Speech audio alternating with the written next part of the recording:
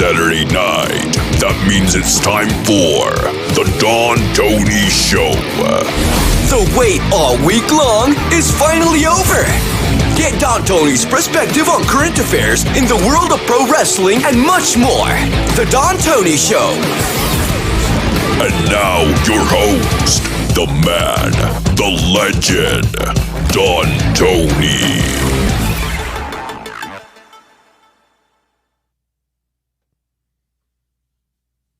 Good evening, everybody. It is March 5th, 2022. The Don Tony Show is back once again. I am Don Tony, and I hope everybody is enjoying your weekend. Pretty good weekend, I tell you. We had a decent SmackDown yesterday. Rampage was fire. Tomorrow is Revolution. Tonight, WWE's in Madison Square Garden, and I was going to go, but I got to take the future missus to get a stress test tomorrow morning. So, she's already sleeping. So we figured out we passed. Now, for those that are asking, the Brock Lesnar footage will be recorded at Madison Square Garden, and we should see some highlights online from WWE.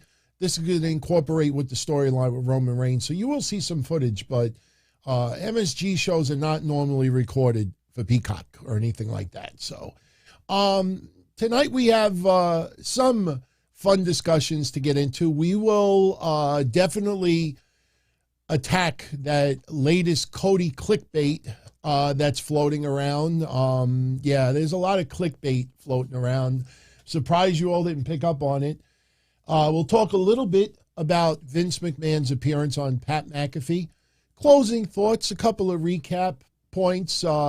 Loved the corporate talk. It basically just took that fringe whack job element on the left that refuses to acknowledge their publicly traded company and pretty much just shred it to pieces. We'll talk about SmackDown. We'll talk about Rampage. A couple of matches have been added to Revolution on the buy-in side. Erick Redbeard makes a return in AEW. The big question is, will that be long-term, or is it till Ray Phoenix is ready to come back? But I tell you, I want to open up with something very simple. Not a bad week for Triple H guys. It's no secret. Finn Balor, considered a Triple H guy. Long history with Finn Balor in NXT. And this past Monday on Raw, Finn Balor wins the United States Championship. A lot of people felt Finn Balor's in the mud and this and that. Now, sure. His title reign could be short. But Finn Balor, I've always said, is one of the most popular. He's got to be top 5 of the most popular wrestlers in WWE. And sure, WWE sometimes has a problem fitting him in to the upper card picture. But that's because, there are other people who have a stranglehold on it. If you really think about it, in the case of Damian Priest, it almost feels like Damian Priest needed that championship to help elevate him. We've talked about this over the years. Sometimes people are awarded titles in an attempt to elevate their status. Others get a title to confirm their status. But good week for Finn Balor. And last night on SmackDown, in my opinion, another Triple H guy, Ricochet. Ricochet wins the Intercontinental Championship. I did not expect it. We will talk about it a little bit later. Obviously, Johnny Knoxville definitely comes into play. Not just Ricochet winning the championship, but Ricochet winning the championship. Now, I know what some of you are going to say, wait a minute, DT, didn't you just say the same thing? Bob DeVille, what's up, my friend? I'll get into your comments a little bit later.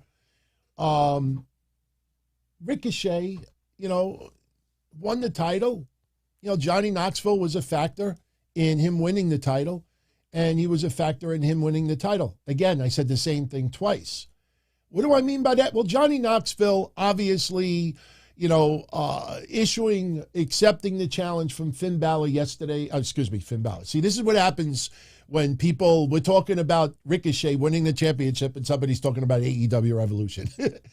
So let's stay on point. Ricochet yesterday winning the championship, and you have Sami Zayn with Johnny Knoxville on the brain. So not putting his complete focus on Ricochet, indirectly, Johnny Knoxville costs the championship from Sami Zayn. But when I say that Johnny Knoxville also played into a factor, WWE does not want to put a championship title on Johnny Knoxville. Johnny Knoxville's WWE career for the present time ends at WrestleMania. So there's no way you want to have Johnny Knoxville defeat Sami Zayn when Sami Zayn has a championship belt in his possession. Think about that for a minute. Now, I'll tell you the funny thing. I was very surprised at the lack of complaining online yesterday that Sami Zayn just won the title a week ago, and he already lost it. I saw so little of that. I mean, and honestly, that's kind of refreshing because people were more excited about Ricochet winning this championship than Sami Zayn losing this championship.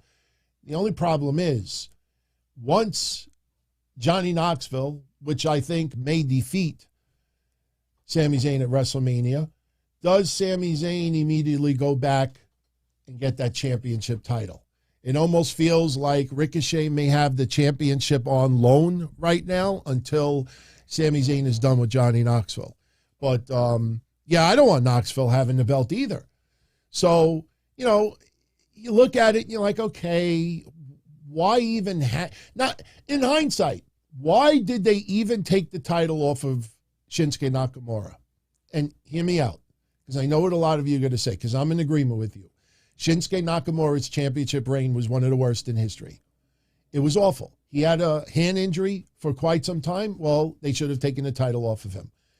When I say why didn't they keep the belt on him, why not try to repair some of that damage of his horrible championship run? Why not have him have a program with someone? Why not just have Sami Zayn feud with Nakamura? Have Johnny Knoxville cause Sami Zayn to lose his bid, not get the title, but have Nakamura retain, and then Nakamura could go on and feud with others. So right now, if Ricochet's championship win is going to be an extended one, and it feels like he is having a good run, then fine. I'm all good with it. But right now, my gut feeling is, did they just give the title to Ricochet so Johnny Knoxville doesn't win the championship at Mania if Johnny Knoxville pins Sami Zayn at Mania? That's the feeling I have right now. Maybe it changes between now and Mania. We'll see what happens. So, Casey is Raw. What's up, my friend? Hope you're having a great time tonight. Tonight's show is going to be a little bit shorter for a couple of reasons. Number one, we got Revolution tomorrow. It's going to be a big night tomorrow. But also, I got a little announcement later on about watch parties. Now, I'm not talking watch-alongs, because if you go on YouTube, I did a few. I mean, you may remember I tried doing it. There's a lot of channels out there that do some pretty damn good jobs at watch-alongs. But when you see a watch-along, you usually see the host on the screen. You don't get to see the wrestling footage on the screen. Otherwise, there's lots of copyright strikes. Well, the announcement I make later, I think some people are going to be really happy about, because wrestling footage will be on the screen. I'll tell you about that a little bit later. Now, before I get into the revisionist history, happy anniversary, Daria Mesa, 7 months, channel member. Much love. Casey is Raw, thank you for the kind words. Loved the episode with Solomonster last week. I hope to have him on again sometime this year. We'll see. If the timing is right and he's available, absolutely. I'm already trying to figure out who we're going to do another, Forbidden Door episode next. I'm thinking of naming them versus. Seriously, versus. Me versus someone else. Just having debates, discussions, friendly conversation. We'll see. I'm working on it. Cross is definitely on the list, Benjamin. Absolutely. Before I get into WWE's latest attempt at revisionist history, I want to make a little disclaimer about the ratings talk that I'm going to have in a few minutes. You know me. I've always said ratings go up, they go down. They go up, they go down. So when I wrote in the comment section, AEW Dynamite surprisingly drops in the ratings. The lead-in for Revolution, and not only the lead-in for Revolution, the big announcement that was supposed to be even bigger than the Forbidden Door, and the ratings went down. Why did I even bother putting that in tonight's show? I'll tell you why. Because I watched established website after website after website telling you that the news with Ukraine and Russia was the reason why the ratings went down. And originally, I said, okay, that could very well be. That's until I pulled this, and I pulled this, and I pulled this, and I pulled this. And when we get into them a little bit later, you're going to realize, sometimes you just got to say, hey, AEW couldn't attract more fans this week. But it's very easy to just blame it on a war. But when I show you that in a little more detail later, you're going to realize their rating went down. Didn't go down much. But, that's bullshit when you blame it on the news. And that's just not true. But before we do that, I want to talk about some revisionist history. WWE's at it again. And this time, I am perfectly fine with it. I'm perfectly fine with it. You got to see the uproar in the IWC right now, the internet wrestling community. You got to see the uproar. You know why? Because their favorites are being affected this time. You see, I always talk about selective outrage. If something outrages you, it should outrage you. Why does that not sound right? It should piss you off 100% of the time. You don't like animal abuse? You don't like people hunting for animals? Okay. You want to profess your hatred for hunters, but then Braun Strowman, who you like, is shown hunting legally, and you just let it go. Sexual allegations, take it seriously. People want to nail some people to the cross, but when it's an AEW wrestler that you like that's being alleged to the same thing, then it's innocent until proven guilty. There's a lot of weird selective outrage out there, and it happens even with this revisionist history. I have been very vocal. About WWE changing history to fit a narrative that Lita and Trish Stratus had the first ever women's main event on Raw, which is a flat out lie. It's a lie. It's not like it was an advertised match that didn't happen. No, it was a lie. Lita versus Stephanie McMahon with The Rock as a special guest referee. And I think 2000 was the first ever women's main event on Raw, period. But because Trish and Lita are so much more well-liked, and, I debated Mish on this a little bit because Mish is like, well, maybe they don't want you to remember Stephanie in the ring. History is history. History is history. And because Trish and Lita are so beloved, everybody online went with it. You dare challenge that? You were considered the bad guy. And then, it kind of surprised me to see Trish, going online and saying, yes, we made history, this and that. I'm like, not for nothing, man. I mean, I get it, the reasons. I'm not disagreeing with the reasons why this was done, but facts are facts. Sorry, WWE. You didn't want a bullshit match like that to be your first in history, then you shouldn't have had it in the first place. So keep that thought on your mind. WWE sees the IWC embrace the revisionist history. They have no problem with it. Trish Lita, yes, first ever women's main event. True main event. Yeah. WWE sees that. Okay. So the internet wrestling community has no problem with us revising history. Well, they just did it again. And everybody's having an uproar. What is this about? Ronda Rousey. Ronda Rousey saying she's going to be the first to submit Charlotte. What, 2022? We're only in fucking February or March 2022. What is that? So what happens? WWE all over social media the last 24 hours. Will Ronda Rousey be the first to submit Charlotte?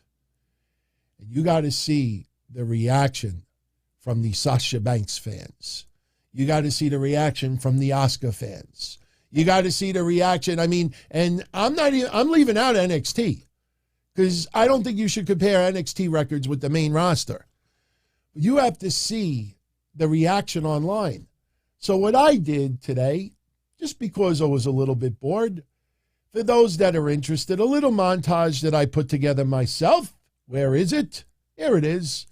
Yeah, this is not including NXT, and I'm not saying that it is 100% complete. But when WWE goes around and is now pushing that narrative, will Ronda Rousey be the first to submit Charlotte? Yeah, here's a little bit of history. This is WWE television. Oh, look, Natalya, Charlotte. What is Charlotte doing? What is Charlotte doing? Is there a bug on the mat? No, why is she slapping the mat? Wait, that's Sasha Banks. It's WWE. Look, slap, tap, tap, tap, tap. Hey, stop, please, stop. I'm in pain. Look, here's Sasha again. Look at this. Oh, you dirty dog. You dirty sly mofo. Look, there's another one. Look. Ric Flair. Woo! Woo! Woo! Watch. Here it's coming. There, more tapping. Hold on. Couldn't tell if the referee actually. But look at it. Becky Lynch. There's your Becky one. There's another Becky Lynch one. Look, more. There's the Ric Flair one. That's right. He put the foot on the rope. The referee didn't see it. He still rewarded the match. Ric's like, what the hell? Look, more. But obviously I had to condense it because we don't want any YouTube copyright issues here. There's Asuka. Look, WWE even had their top 10. The fuck out of here. Seriously? I mean, bravo, WWE. Bravo. I'm dead serious. I'm not even being sarcastic about it. Bravo. Because this is what happens, IWC, where you embrace the revisionist history with Trish and Lita. Now WWE will do it whenever they want. But you don't like this one. But Becky tapped out Charlotte. But Asuka. But Sasha. Natty. No. You either don't like any of it or you sit there and you take it when they do it to people that you love. Good for WWE. Absolutely good. Good. I'm glad they did that. Good. When I do the WrestleMania recap, when Charlotte taps out, I'm going to go on. Ronda Rousey, first person to make Charlotte submit. And when people in the but nothing. But nothing. Good. People deserve that. Sorry, people deserve it. Overall, WWE should be called out when they try to pull shit like that. But since people want to let it go for people that they like, well, I like this one. And I originally posted it on social media. Then I slapped myself in the head. I'm like, wait a minute. I'm not fucking interacting on social media unless it's to plug something or to respond to somebody's comment. I put that on social media. You think people out there are going to be like, oh, yeah, you're spot on. No, it goes against what everybody. But if I write on there, but wait, Charlotte tapped out 1,000 times. Then all of a sudden, oh, yeah, this is great. Yeah, let me call Nia Jax a cunt and watch me get 100,000 likes over it. Stupid. Absolutely stupid. All right. What the hell is happening here? Oh, there we go. All right. Let's talk about, what do you guys want to talk about? Let's see. We'll get into Vince McMahon a little bit later. Dream 101, shout out to you, my friend. He was going to Garden tonight, but changed his mind. I don't blame you. I think the Garden show is going to be a good one. The Brock Lesnar stuff is going to be more swervy than anything else, but I think it's going to be a fun show. I think some of my friends here went, and I'm sure I'll get some recaps from them. Very quickly, let's talk a little bit about AEW. Then we'll talk about the Cody clickbait stuff. You know what? Let's talk about the Cody clickbait stuff now. Because when it comes to TV recaps, if you saw Rampage, if you saw SmackDown, you already know what happened. We could get into that a little bit later. But let's first talk about Cody clickbait. This popped up. Before I even show it to you, did you notice all of the websites and podcasts done in 24 hours teasing all this shit going on with Cody Rhodes? That, talks are up in the air. Talks have broken off. This happened here, this happened here. And where did this all come from? It came from one person. It came from this tweet by Dave Meltzer. Definite change in Cody WWE status. Creative was told last night. Okay. Now, everybody knows that I am a supporter of Dave Meltzer. I don't ever see myself not being a supporter of Dave Meltzer. But I read that tweet, and, if that tweet would have represented the weather today, I would have wrote mostly cloudy with no chance of clear skies. Can you get any more vague than that? The fuck does that mean? If you're going to put something out there like that, extremely vague, I think it's the duty of the writer to elaborate a little bit more specific and not do that clickbait shit. Because what happens, you get a whole bunch of other people that the only connection they have with WWE is, the television that they're watching it from. And they're saying, oh, talks have fallen through. Oh, Cody, it might be a swerve. Oh, Cody this, Cody that, Cody this. Nobody fucking knows what is going on between Cody Rhodes and WWE. You can interpret that tweet that maybe there's not a WrestleMania storyline. Remember I said that if Cody returns, it should be the night after WrestleMania? I've been saying that for weeks now. All that says is change in Cody status.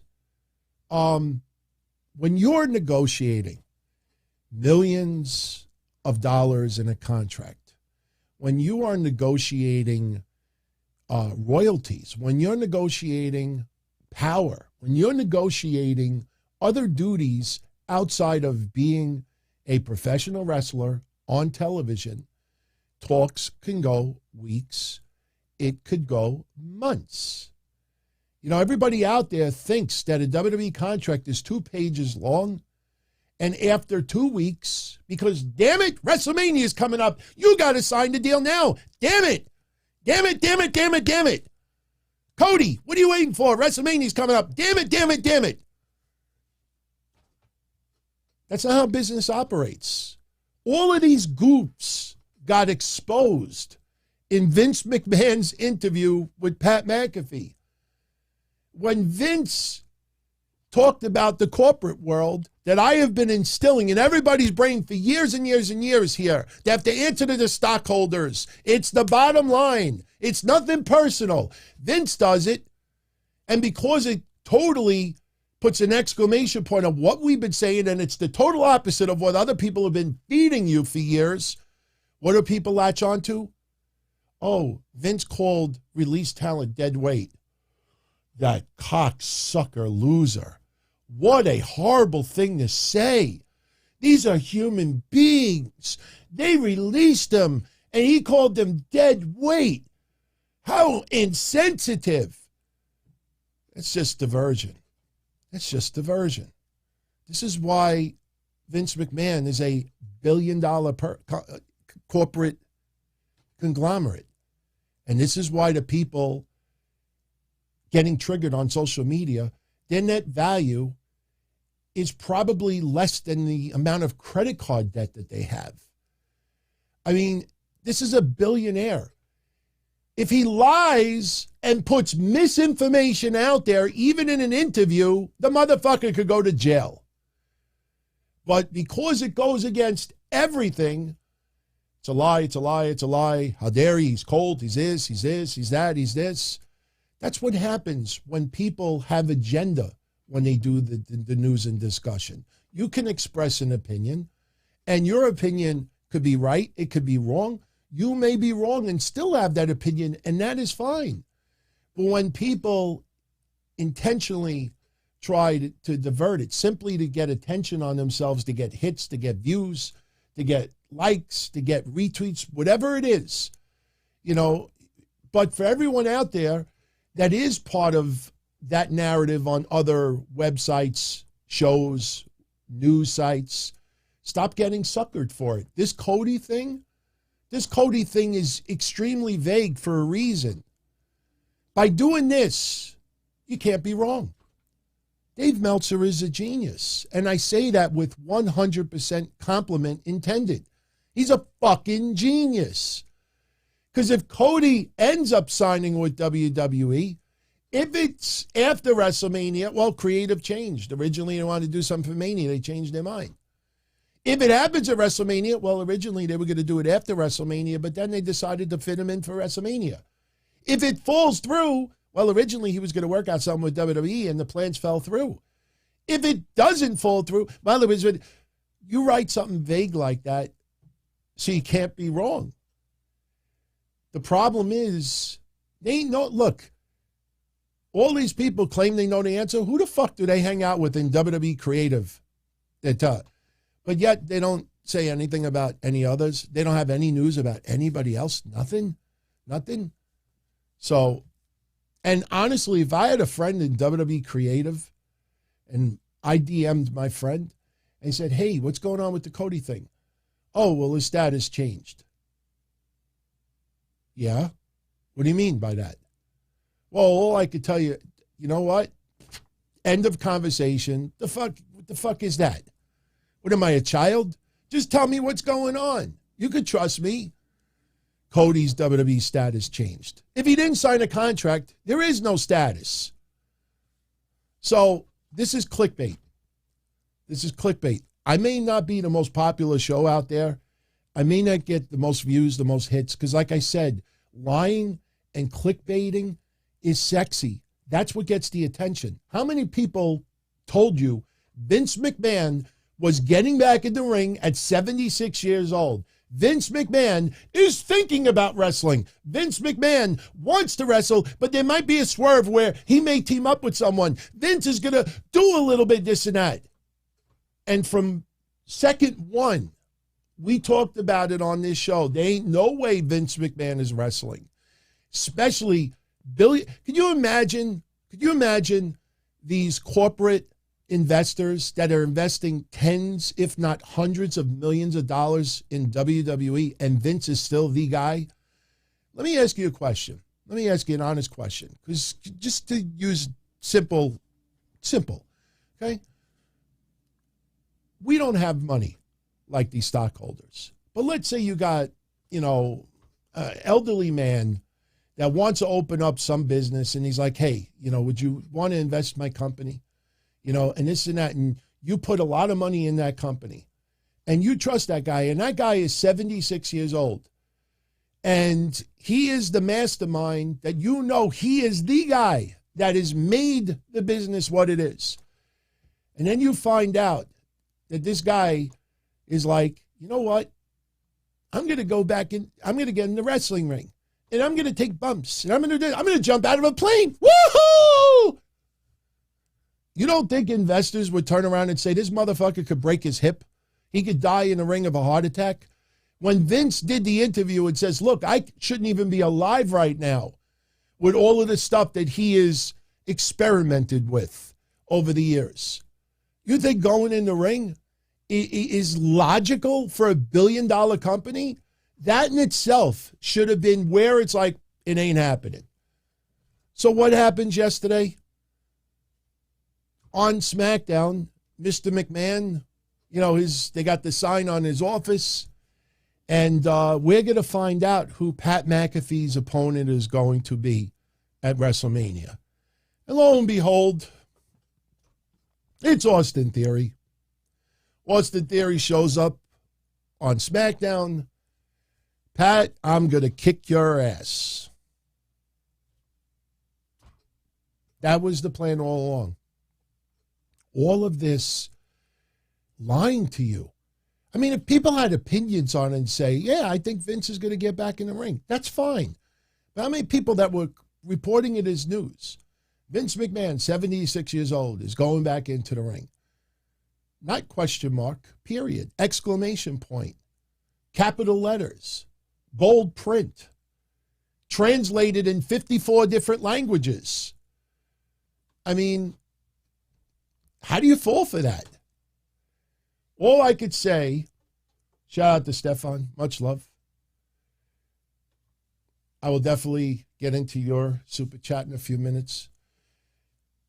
I mean, how do you fall for that? I mean, honestly, I think at this point we should just look at this and say, thank God Vince McMahon is not getting back in the ring. Thank God. I mean, could Vince do a slap or something? Why would Vince McMahon suddenly be pissed off at Pat McAfee? Even the interview, everybody was like, okay. And it pissed me off. Honestly, I'm not going to lie. It really pissed me off because for a week, people are like, oh, there's going to be an angle during the interview. There's going to be an angle. Austin Theory may even come out also, but there's going to be an angle. Vince is going to issue a challenge, this and that. So I'm watching the interview, and I'm trying to take it in. And yes, we will segue now to that interview. And I'm not going to get into every little detail because I did that on Thursday's Q&A, and the audio is available for everybody on DonTony.com. But Vince McMahon appears on the Pat McAfee Show. And for me, being a WWE fan since 1979, sure, Vince McMahon has pissed me off many times over the years. But as I've said before, other than my brother and other than my father, this man has been in my life more than anybody else. Childhood friends, yeah, a little bit. But Vince McMahon is the reason why I got this close to my grandmother, WWF. You know, that's the reason why I'm here. That's the reason why I became an ECW is still my favorite promotion of all time. Why? Because WWF sucked in 1994. So sometimes when WWE sucked, I went out and got other options. I didn't complain on Prodigy chats just to get noticed. This sucks. This sucks. What the hell's an MVP? The hell's a goon? Mantar. This sucks. No, I was like, you know what? I'm going to fucking go watch ECW. I'm going to give WCW a little more of a chance. I'm going to check out some indie promotions. I'm going to see what else is out there. You know, I didn't sit there and just bitch. And it's a shame because out there right now, people do that. They bitch about WWE. They know alternative. And then they claim, yeah, I watch WOW, I watch this. And then they see Nikita Lyons with her thick body does a pin on NXT. And then those same people that watched WOW, I might add, wow, yeah, you know, Nikita, you know, she's hot. Wow, you know, she's got some pretty good moves. And they never fucking saw her as the Lioness in WOW or anywhere. We've exposed that to people over and over and over again. And it pissed me off because I wanted to take in this interview with Vince McMahon. And I wanted to just see how open he gets. Because I have watched almost every shoot interview that has ever been put out. And the one thing that we always love about the shoot interviews is getting a little bit into the private life of a person. And over the years, when people say or ask, who's the one person you would love to see a shoot interview? And the first person always on my list was Vince McMahon. And we knew we would never get a shoot interview with Vince McMahon. This was the closest we were ever going to get in an honest, I'll tell you, just to show you, and I'm going to mention something now that I guarantee you 98% of you out there never saw. Never saw. Go seek Vince McMahon, his college speech that he gave, I don't know, 15 years ago. I don't remember the exact. I haven't looked it up in ages. Vince McMahon did a speech for a college, I think in Connecticut. What's up, SoFly? And he actually, for a couple of minutes, talked about his personal life. For about 4 or 5 minutes. And what I heard was like, wow, this is fabulous. And then it was over. I'm like, son of a bitch. But Vince McMahon, I always wanted to see that personal side where the guard is down, you know, and what we got with Pat McAfee was going to be the closest we were ever going to get. As I said Thursday, and I'll say it again here, what we watched with him and Pat McAfee was Vince McMahon's memoir. I don't know how much time Vince McMahon has left on this earth, but one thing you could be sure is that man, I don't think believes he has that much time left or any day. Tomorrow's never guaranteed. How emotional he got. This was so powerful. How emotional he got when he made this comment. If I get hit by a bus today, I just want 1 second before I kick to say thank you for everything. And I know it's not the most eloquent thing to say, but you could see that the guy is extremely grateful. And now inducting The Undertaker. You could go back to the past episodes where we talked about it. Go click the one where I have Undertaker and Paul Bearer on the thumbnail. When we talked about him going in the Hall of Fame, we talked about who should induct him. And almost everybody, including me, said, in a perfect world, we would love it to be Vince McMahon. But we never thought Vince McMahon would do it for various reasons. One, you go back to that documentary for The Undertaker, and Vince, remember that? How much does The Undertaker mean to you? And his eyes welled up. They teared up. He couldn't even talk. He looked like a goldfish. He couldn't even talk. He broke down. Couldn't even just say that he loves the man. Could you imagine how this man's going to break down on that stage? This was Vince McMahon as raw as you could ever possibly expect. And I loved the interview. It pissed me off. I mean, of course you expect some people, oh, why don't you bring up Chris Benoit? And why don't you bring up AEW? And why don't you bring up Ring of Honor Cell? And why don't you bring up what was in the briefcase? And why don't you bring up this? Pat McAfee wants to keep his fucking job. That's why Pat McAfee is forced to not bring up certain things. But I give Pat McAfee all the credit in the world because Pat McAfee knew when to move on. He made the joke about the limo, and Vince didn't even acknowledge it. He just moved to the next thing, and Pat's like, okay, we got to move to the next thing. Like I said on Thursday, last Thursday when I was on with Solomonster, one of the questions that came in is if we could ask Vince McMahon one question and he was forced to answer, what would it be? And we both said the same thing about what happened with Nancy Argentina. And Solomonster said, you know, what was in the briefcase? If we were allowed to ask one question and he had to answer it, that's what we both chose.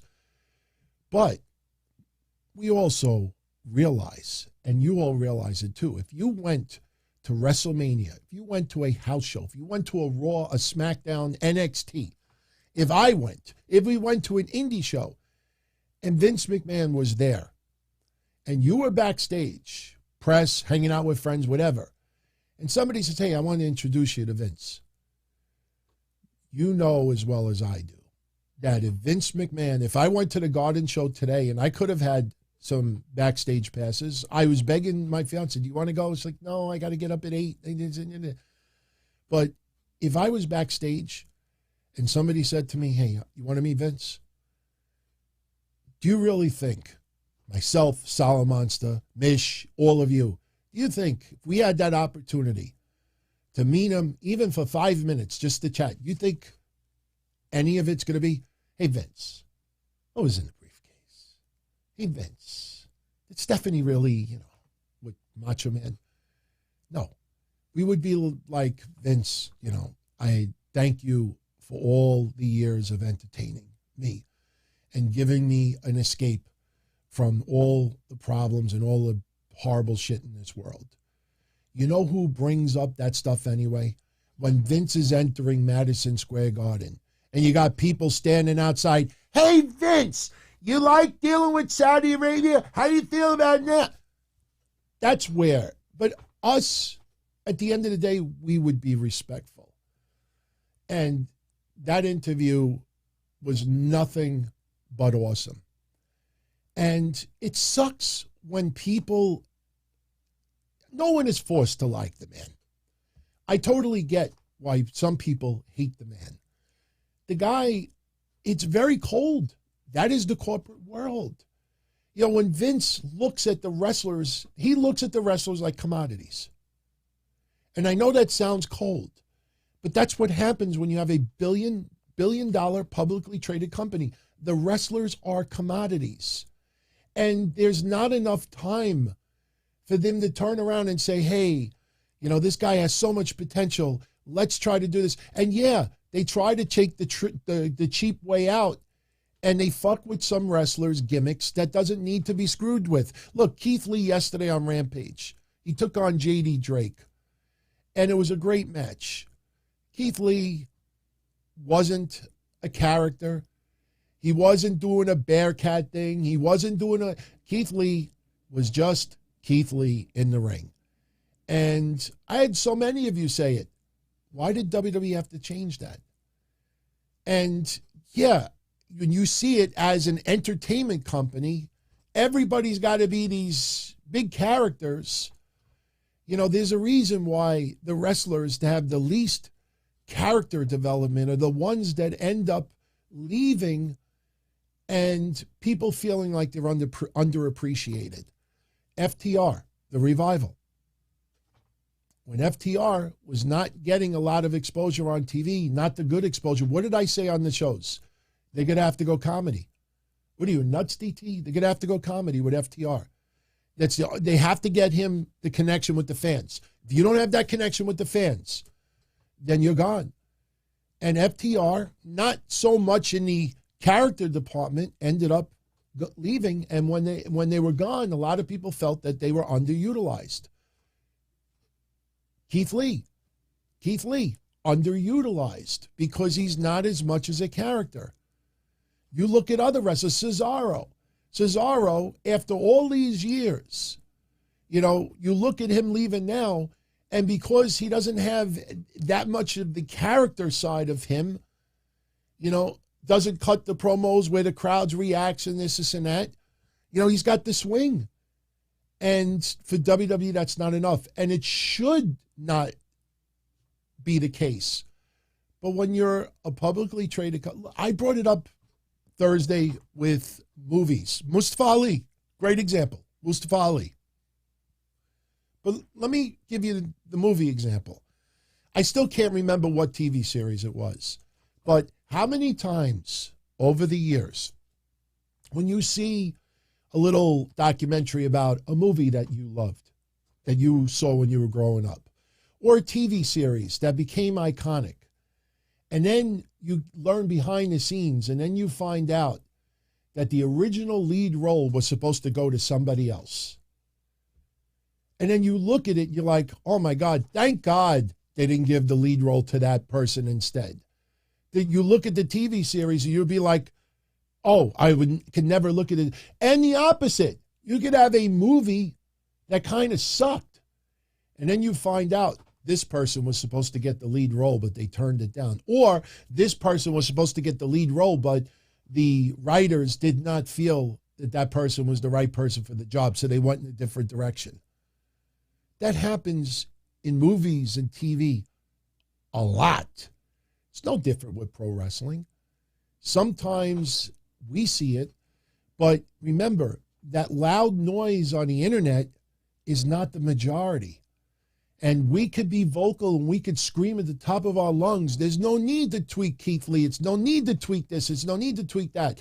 But when they look at the crowd and the crowd is indifferent and no reaction, that's a problem. Look at Erick Redbeard. I know we're going back and forth, but this is how I wanted to do it tonight. Look at Erick Redbeard.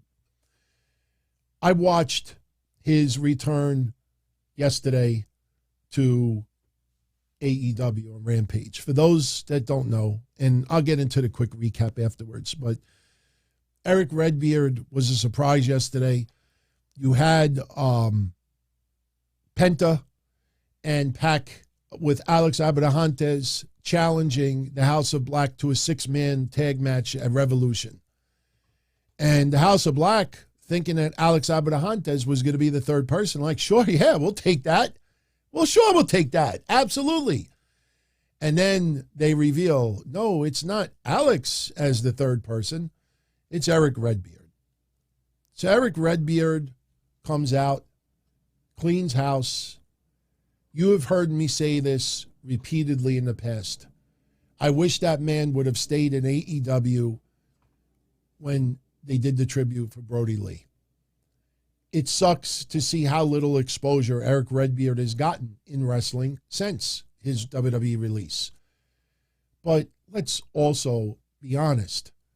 You go back and you watch Rampage yesterday, and you look at that crowd. I know some people were very sarcastic about it. I'm being sincere about it. There were a lot of people that don't like AEW that use that as a platform to make fun of AEW and Erick Redbeard.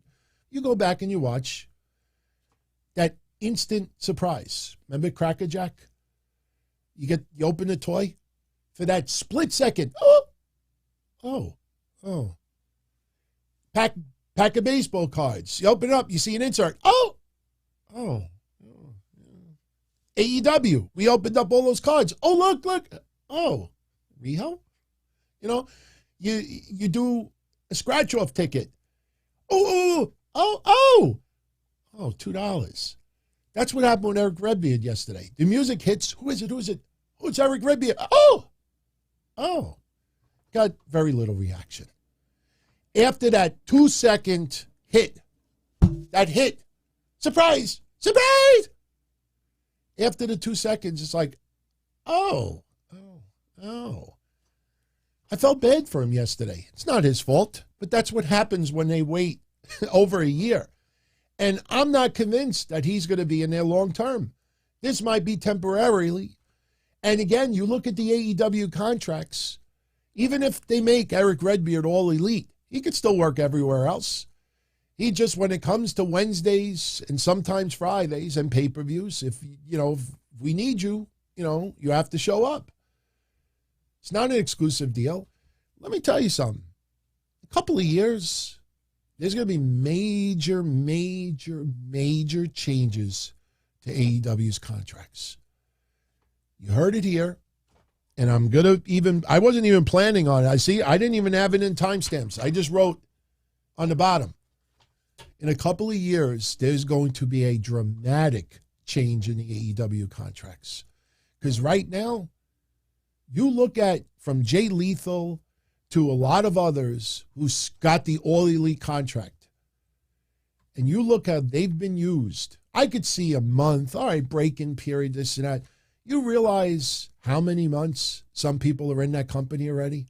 And you take a step back and you be like, if you're the wrestler, now, if it's a Money Mark, if it's WCW, if it's Herb Abrams or it's someone else, and you're getting paid a shitload of money, and you're not being used, then you sit back like, wow, this is awesome. I'm getting paid all this money, and all I got to do is have a 3-minute squash against John Schmuck on Dark, and hey, I got my pay. But for the other wrestlers who are not getting paid the crazy money, and then you really take a step back and you say, what am I doing? Like, meanwhile, a year, 2 years go by and I'm getting paid okay, but this is not what I was expecting. So in a couple of years, when some of these wrestlers start developing and WWE expresses interest, WWE, because they're a billion-dollar company and because they've gotten rid of the dead weight, sorry, but that's just, it's a commodity. They got rid of dozens and dozens and, hundreds of wrestlers that were not affecting their bottom line. Sorry, I still have yet to see a sign that says, I came here, I paid to see whoever. I paid to see Sin Cara. He was a compliment. He was fun when he was there. Or, I paid to see Kalisto. No, while you're there, you're having a good time and you're with your friends. Hey, lucha. But you're there, you're having fun. They're keeping the people that they feel that there's some people out there that are going to pay to see or could eventually pay to see these people. So WWE got rid of so much dead weight that when it does come around, that some of these wrestlers who are going to be further developed in AEW, everybody made the same mistake with Dixie Carter back in the day. When Dixie Carter was bringing people in and gave people opportunity that were not given an opportunity in WWE or WWE never considered them, Dixie Carter had this feeling that, they're going to be extra loyal to me and they're going to stay and they're going to do extra because of what I gave them. And a lot of fans back in the day also thought that, this person would never go back to WWE. This person's here for life.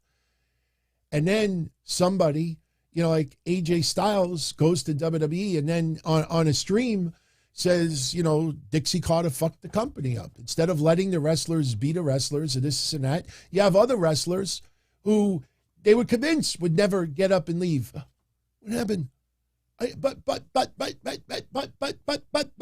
nothing. But nothing.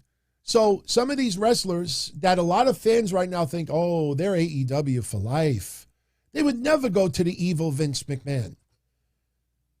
Cody got up. Chris Jericho will be back. You will see some wrestlers, and they're not going to be sellouts. And what's going to happen in a couple of years is that when some of these wrestlers that signed these very loose deals with AEW, and they come up for renewal, and a wrestler right now could go to the big event, autograph signing in Queens, New York. They could go work for Jersey Joe's Championship Wrestling, could go here, could do cameos, could Twitch, could go on YouTube, could sell shirts, could do all this stuff. And it's great. You add all that money together. It's nice. Keith Lee said in his interview with Talk Is Jericho earlier this week that on the indie circuit, before he signed with WWE, wrestlers, including him, could make six digits, $100,000. Sure. You add all the things together, you can get that. We talked about it with Adam Cole's deal with AEW.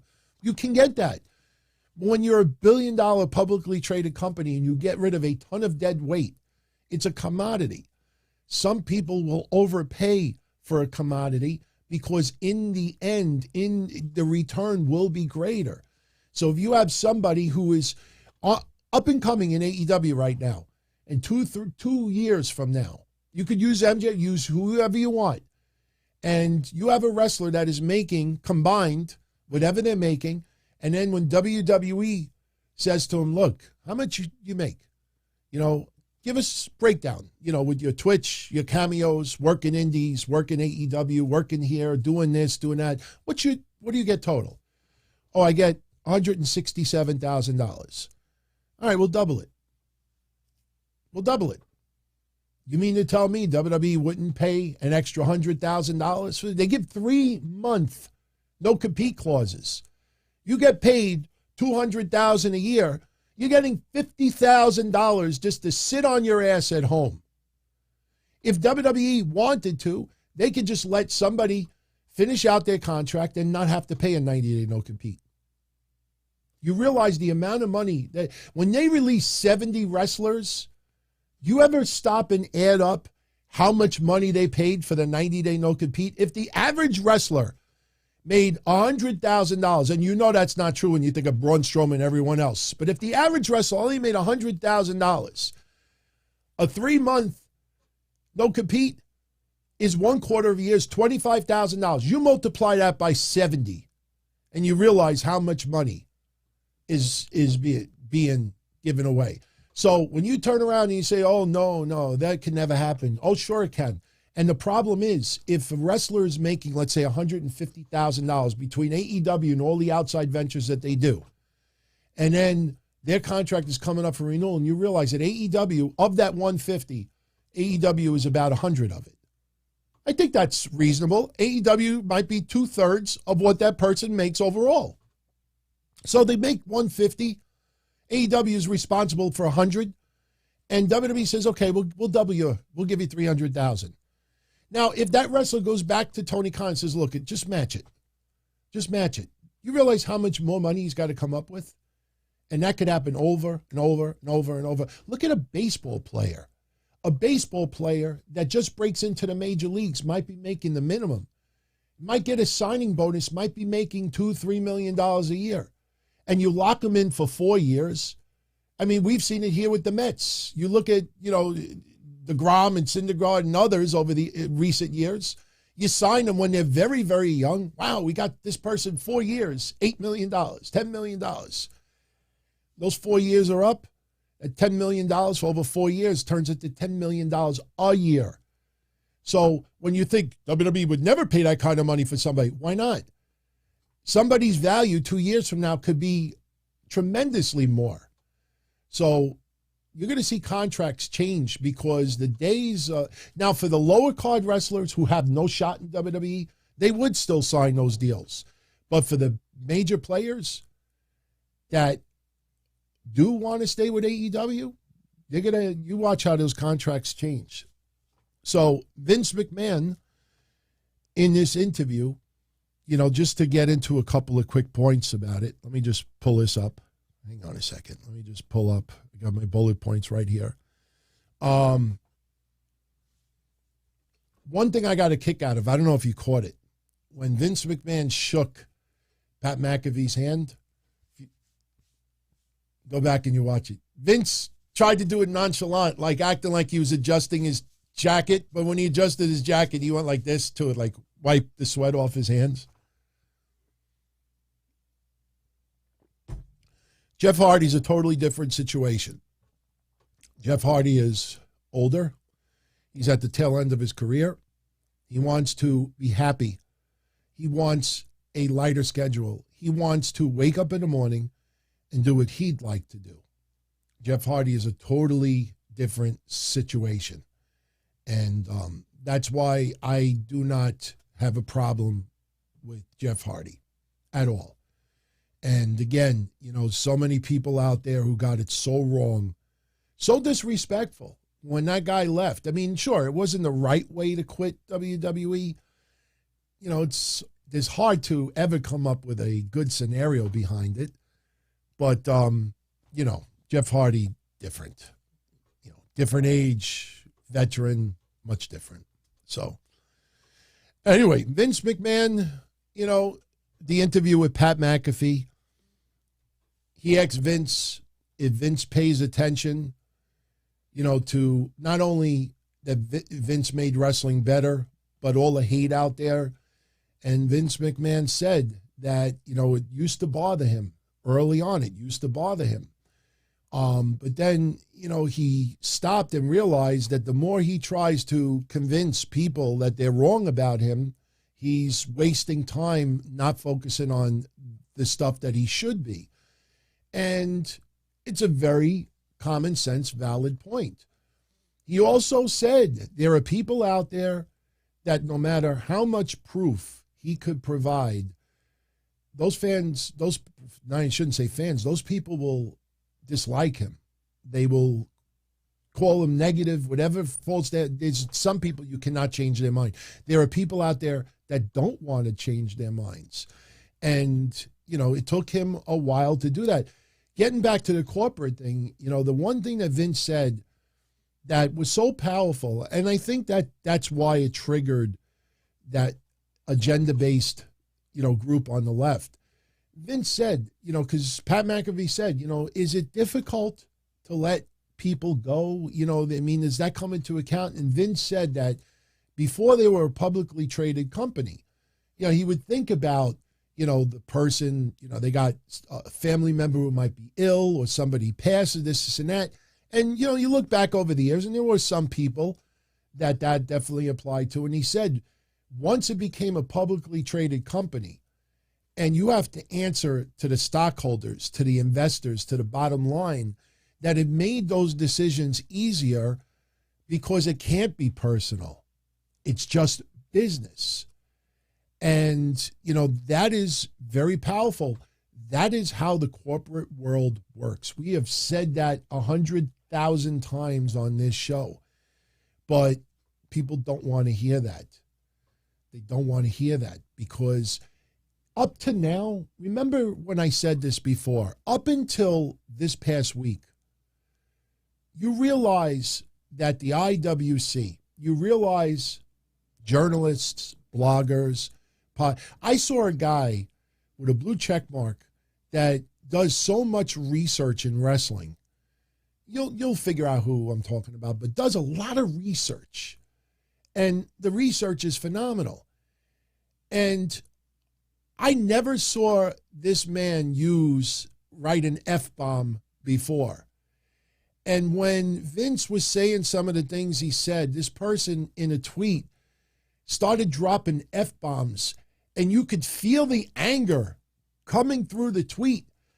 And this person hated what Vince McMahon was talking about as far as Saudi Arabia, as far as the bottom line, as far as dead weight and everything like that. And it hit me. You see, up until this week, there's a lot of people, podcast land, journalists, bloggers, regular everyday people, can say whatever they want and make whatever accusations they want about Vince McMahon or why he does this or he's lost it. He's senile. He's 76 years old. He's loony now. He's suffering from dementia. People have been saying all this whacked out stuff. And as this interview is going on, you realize, holy shit, this man is still sharp as a knife. This man still has all his faculties. This man, and it was angering people because this was the first time that Vince McMahon, in having this discussion with Pat McAfee, exposed a lot of lying because it goes unanswered. People write shit online. Triple H ain't going to answer it. Vince ain't going to answer it. Bruce Pritchard, Nick Khan isn't going to answer it. They just leave it. And if you hear it long enough, you believe that it's true.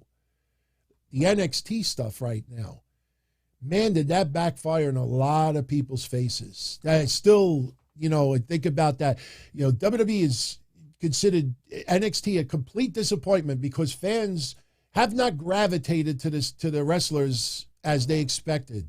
The fuck does that even mean? And you realize now NXT's doing pretty good.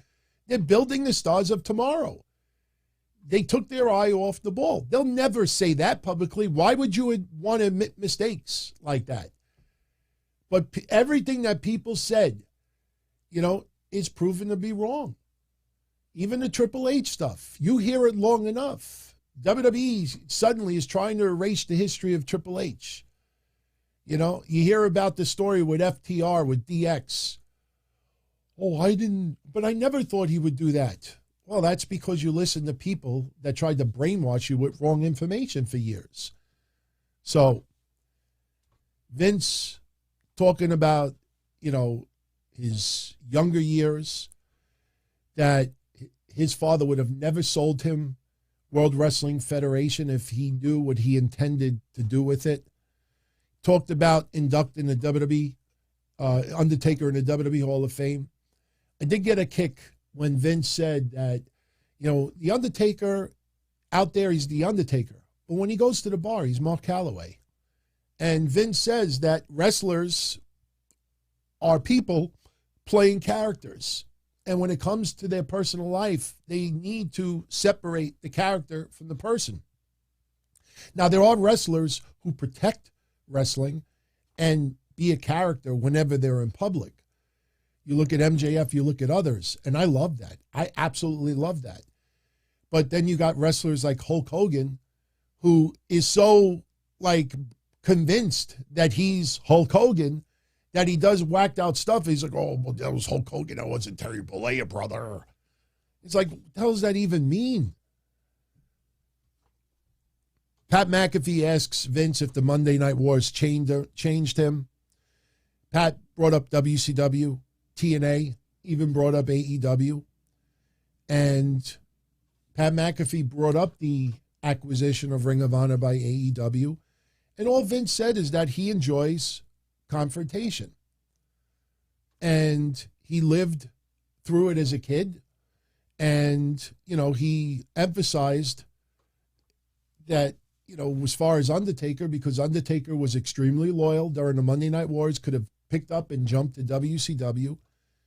But, Vince, really didn't want to talk. Well, he likes competition. Understand that the people that did not accept that answer about competition and Vince moving on are the people that wanted the gotcha moment. They weren't interested in Vince just throwing an answer out there. They expected Vince to praise Tony Khan and say, got to give the man credit. The guy's doing a fabulous job.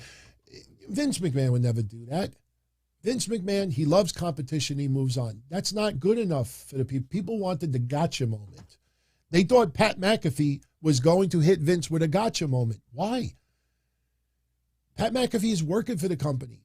He's having a ball. He's going to wrestle at WrestleMania. He's the lead commentator, in some people's eyes, the best commentator WWE has. He's making crazy money doing his podcast and everything else. Why would you take that and do gotcha moments? Why? So they go on, and Pat McAfee brings up how people on the internet assume that Vince McMahon has no heart. And Vince McMahon said, about Hulk Hogan and others coming back. And Vince said, you're hurting yourself. You're hurting your company if you never bring somebody back, and they should be brought back. It's all about the business. It's all about answering the stockholders. It's all about bottom line. It's about making fans happy, because without fans, you're in trouble. But if somebody coming back helps the company and it's what's best for business, Vince is going to consider it. Period. There's no controversy with that. They talked about Vince's favorite moments over the years. When mentioning Saudi Arabia, Vince said that the Saudi people are like any other people, and WWE has fans all over the world. Vince said that people love Western culture, and he said that people and their cultures, you have to respect their cultures. I know that caused a little controversy, because you think about what has gone on in Saudi Arabia, and, when you think about Khashoggi and others. But, you think about a lot of countries, and there's a lot. If you start and again, I don't like doing business with criminals and shady people. But as somebody pointed out to me the other day, if people out there are going to continue ripping on WWE for doing business in Saudi Arabia, why are these same people silent when you have performers like Justin Bieber and others going to Saudi Arabia and performing? When you have people, look at Russia. Everybody is like,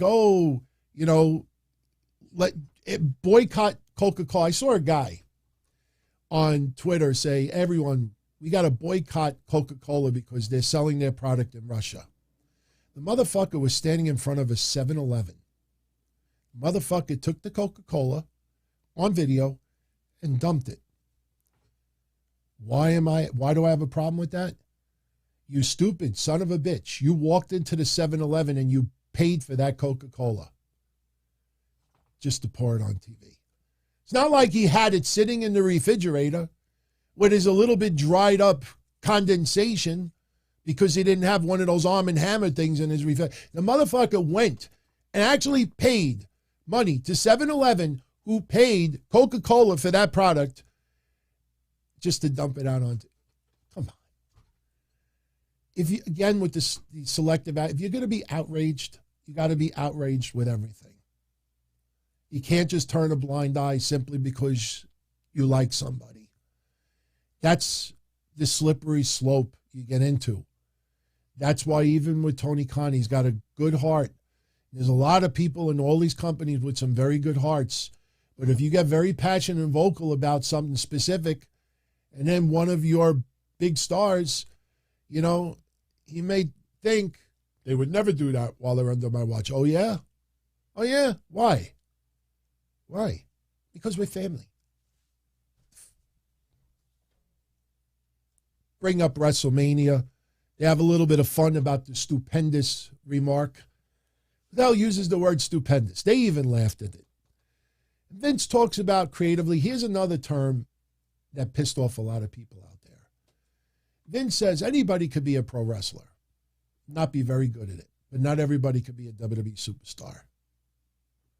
What's wrong with that? What's wrong with that? Every wrestler that goes to WWE, even after they leave WWE, they always say their goal was to make it to WWE. When you get to WWE, you've made it, period. 90% of wrestlers over the years have made that remark. So if the wrestlers who want to become wrestlers feel that making WWE means you have made it, you're at the pinnacle, then why can't Vince also feel that people in his company, anybody could be a wrestler, not everybody could be a WWE? So what is so wrong with that? Seriously, there is nothing wrong with that. And if you want to go to sports entertainment stuff, like I say, and again, I'm a big fan of Danhausen. I wear the shirts on the shows. I do it just to show my support for the guy. And I have no problem with him. I'm happy he signed with AEW. But when I hear Eddie Kingston say, we're not a sports entertainment company, and then I watch the Casino Battle Royale on Wednesday and Evil Uno standing on the apron and Danhausen, and Evil Uno just falls over like a weeble wobble. No, we're not sports entertainment. No. You know, it's what you like and what you don't like.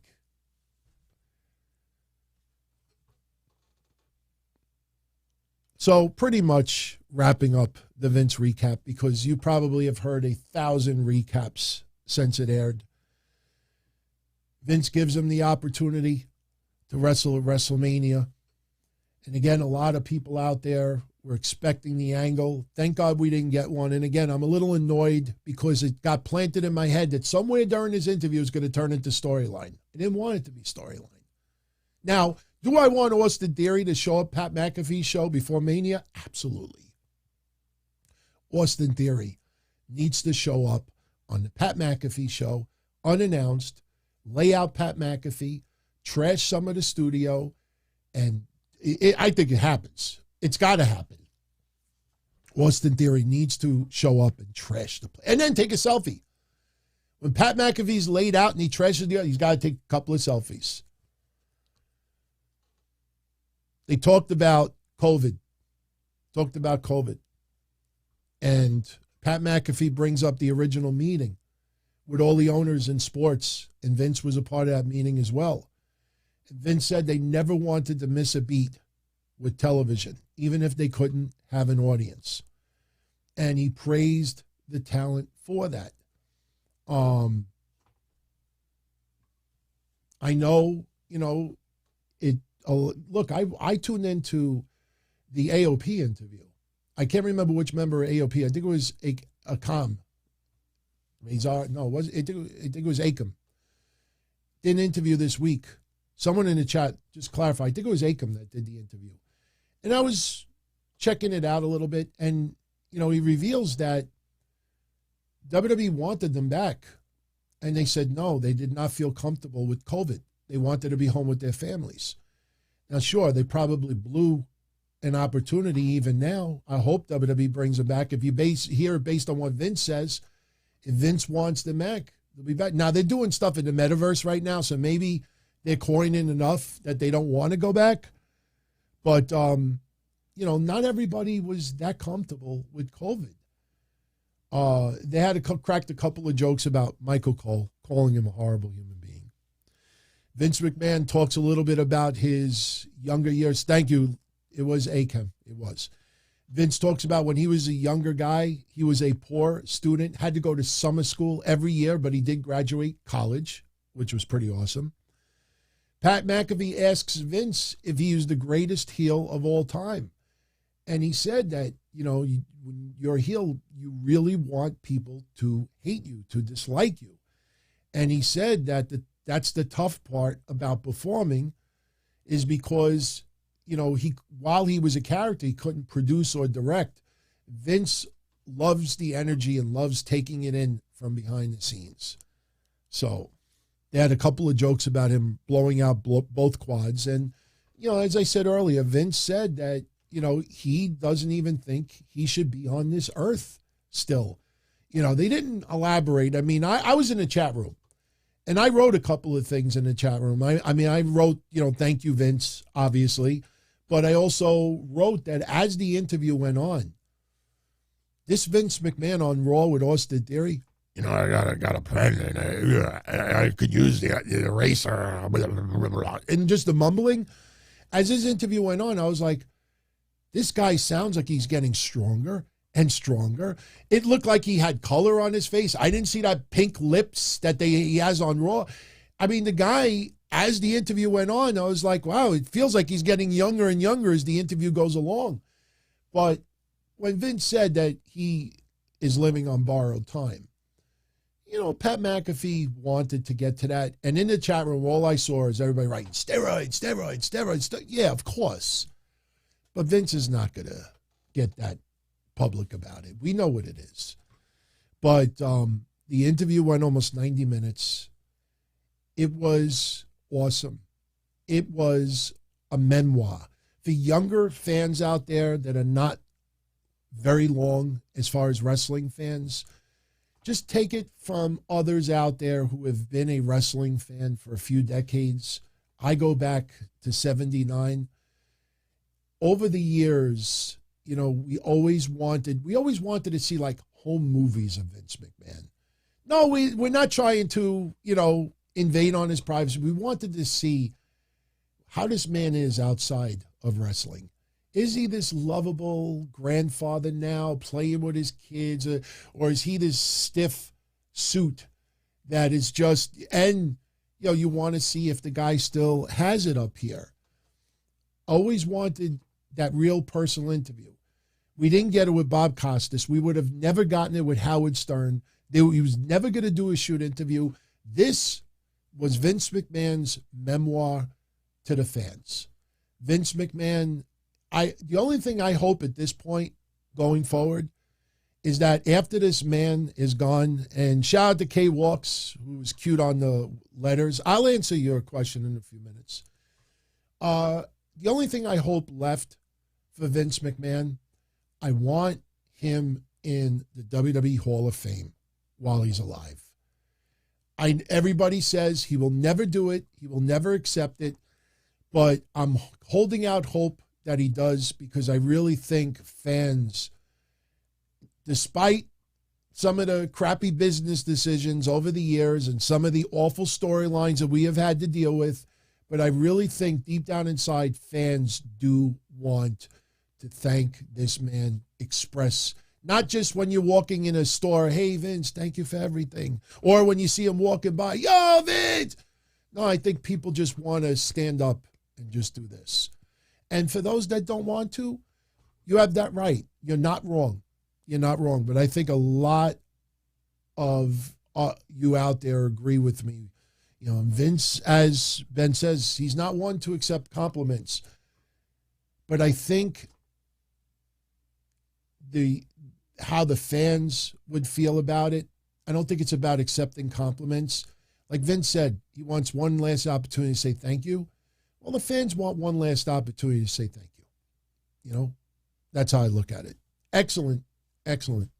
Excellent interview. So before we get out of here, I'm just going to run through Rampage and SmackDown, give you the updated lineup for Revolution. We should be out here in about 10 minutes, 15 minutes. I want to thank everybody who came up with various ideas of doing the next collaboration with. There was a couple of suggestions. Now, this is not about getting controversial here, but I just want to throw it out there because, people get cute even in the chat room because the names are censored because there's a lot of people like to troll. As far as all the names that everybody suggested, one of my former co-hosts, Kevin Castle, so a lot of you have said, hey, I'd love to see you do an episode again. I had said in the past that when this channel reached 50,000 subscribers, I would be willing, I'd be interested in doing a, reunion episode. And, all I could say to you is that he has said publicly, and he has DM'd a few people, because I've seen the DMs, he has zero interest in doing that. So, hopefully this ends it once and for all. And for others out there that are maybe, new to the shows or haven't been around in a while, if you could ask me why the show's changed, you go to tinyurl.com/RIPDTKC, and you'll get your answer. And that's it. We move on. So we had a return in AEW, not just Erick Redbeard, who was there, to pay tribute for Brody Lee last year, but the opening match on Rampage had Sammy Guevara beating Darby Allin and Andrade in a three-way to retain the TNT Championship. The announcers said that everybody was banned from ringside and they would be subject to fines up to $25,000 if they did show up at ringside. Basically, towards the end of the match, we had a few moments where Andrade would get the upper hand, go for a pin on, let's say, Sammy, and Darby Allin would break it up. Darby would go for a pin on Andrade and Sammy Guevara would break it up. And I think this is leading to another feud, with Darby and Sammy Guevara. One thing that I have loved about AEW in 2022 is rematches. In 2020 and 2021, there was so many opportunities that they should have done rematches and they didn't. They have realized that, yes, we can have Sammy versus Darby more than once. Yes, we could have CM Punk and MJF more than once. Yes, we could have this. Bryan Danielson and Hangman Page more than once. So the rematches are pretty good, pretty good. So towards the end of the match, Darby Allin hit the flip stunner on Andrade, who walked right into a GTH from Sammy Guevara. Before Sammy could pin Andrade, Darby Allin threw him outside the ring and hit a coffin drop on Andrade. Before Darby could pin Andrade, Darby Allin was the recipient of a senton by Sammy Guevara. Sammy Guevara tries to go for a pin unsuccessfully. But in the end, once again, Darby Allin hit a move, gets thrown out of the ring. Sammy Guevara runs in there, sneaks the pin. Darby Allin's not happy after the match is over. Sammy Guevara extends his hand to Darby Allin. He wants none of it. Now remember, Sunday, we have a pay-per-view. So is there going to be further dissension between the two? But fun match. There was one thing that I really hated about Rampage yesterday, and I'll tell you what that is in a minute. That opening match was about 13 minutes long. Keep that thought when I get into what I didn't like. So we had the angle that I talked about earlier. You have Pac, Penta, and Alex Abrahantes. They issued a challenge. Castelar Garcia, welcome to the family. They issued a challenge to the House of Black, 6-man tag at the pay-per-view. House of Black thinks that Abrahantes is going to be the third member, so they accept. But they were wrong. Erick Redbeard comes out, cleans house. Security tries to break it up. Erick Redbeard takes them out as well. So Erick Redbeard will be teaming up with Pac and Penta on Sunday to take on the House of Black. Nice to see him back. I want to see how long he is there. I wouldn't be surprised if he gets a deal. And I'll say another thing. AEW has done and I'm sorry for cursing. I need to emphasize it. They have done a fucking good job with big men so far in 2022. The first 2 years, holy shit. Holy shit. Holy shit. Something just hit me. Anybody that's been tuning into the first 130 episodes of Wednesday Night Dynamite, what is the one thing that I've always been pissed off about with AEW with Cody?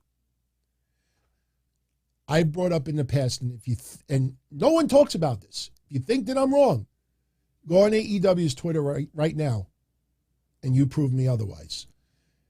Heavyweight is a banned word in AEW, unless they're talking about like New Japan or another company. If you go on AEW's social media account, they never use the term heavyweight when it comes to world champion. Do a Twitter search history for AEW's Twitter, type in the word heavyweight, and look at the posts that come up. It is a banned word. My biggest gripe with Cody on camera since he was in AEW was that infamous interview they did in the parking lot where Cody was opening the trunk of his car and Cody, thinking out loud, said, we're a light heavyweight company. Do you remember that? And now I'm thinking to myself, wow, Cody is gone. And in 2022, they have done a damn better job with heavyweights. Sure, Brian Cage has not had the opportunity that he should have, but you look at even the Face of the Revolution match, a couple of big boys in that match. But interesting. Cody made that remark that pissed me off like 2 years ago. And now Cody's out. And for the last 2 months, they've been doing a much better job with the heavyweights. Very interesting. I don't know if one has to do with the other. I'm just throwing it out there. It's not news, not clickbait, not putting any titles, but just throwing it out there. Scorpio Sky and Dan Lambert, backstage promo. Scorpio Sky will get a TNT title shot on this Wednesday's Dynamite, whoever wins the match on Revolution. And he also says that at the pay-per-view, Paige Van Zandt is going to sign an AEW contract. Okay? Keith Lee over J.D. Drake, as I had said earlier. Powerhouse Hobbs was on commentary. Keith Lee with the Big Bang Catastrophe for the pinfall on J.D. Drake. After the match, Drake's entourage, their group, that faction, the wingmen tried to interfere. It was one funny moment where Keith Lee basically just tossed Peter Avalon. I know Peter Avalon froze framed it and put it on his social media. It would look cool on TV. Keith Lee looked great. Is he a little bit heavier? Absolutely. You don't wrestle all that much since... How many of us have the COVID quarantine 15? You ever hear that phrase?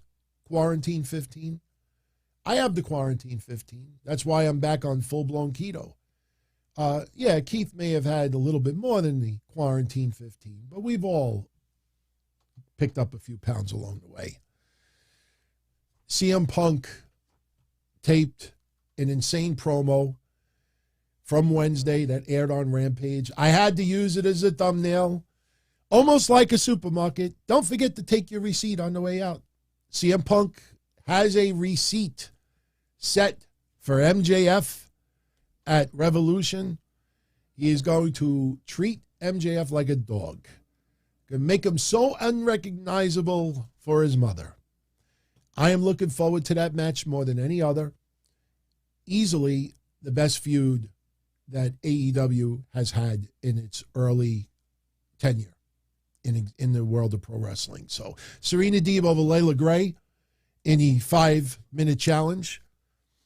After the match is over, Serena Deeb with a little attack on Gray until Hikaru Shida, who is done with that, I don't know, play wrestling. I don't mean play wrestling, but that wrestling / play that they were doing overseas. She is done with that, so she is back in the States. And I'll tell you, I'm not happy about it. I expected that 5-minute challenge to be answered by somebody who is not currently in AEW that will sign and take Serena Deeb to the limit. I mean, if the 5-minute challenge stops because Sheeta is back, that kind of sucks, to be honest with you. I hope this goes in a little bit of a different direction. So, Christian Cage beating Ethan Page to get the final spot in the face of the Revolution. Excellent match. I don't know how I feel about Christian being in this. I'm not saying he wouldn't put on a good performance, but, you know, I still think of that shirt, you know, that he came into AEW with, Outwork Everyone. And I'm like, you know, how many matches has he had recently? Like, Outwork Everyone? Outwork everyone that doesn't wrestle on Wednesdays and Fridays? I would have liked to have seen somebody get an opportunity that has not been getting opportunity, that is under the age of maybe 30. But Christian is in it. Christian might need to be in it to help dictate the match a little bit. So Christian may be the ring general during this match. So, but after the match was over, Jungle Boy and Luchasaurus come out for a little celebration. They have the tag titles. So Red Dragon and the Young Bucks come out. And as we said in the predictions Wednesday, you almost feel like Luchasaurus and Jungle Boy will retain because Red Dragon and the Young Bucks will probably screw each other over at the pay-per-view. They fought over who was going to touch the tag team titles yesterday. The Young Bucks got one title. Red Dragon got the other title. And then you had a little bit of Jungle Boy landing on all four guys to close out the show. Decent show. I tell you, it was a fun hour. Great hour. Probably one of my most enjoyable episodes of Rampage in recent memory. So, Revolution right now, the lineup with the extra matches, we got 3 buy-in matches. And there's a reason why there's 3. Hook versus QT Marshall will be very short. Chris Statlander versus Layla Hirsch will be fairly short. And Penta, Erick Redbeard, and Pac versus the House of Black is intended to be the match, the real match for the buy-in for everyone. So we have the face of the Revolution, Keith Lee versus Orange Cassidy versus Powerhouse Hobbs, Ricky Starks, Wardlow, and Christian Cage. Winner will get a TNT title shot. You know, I just thought about it.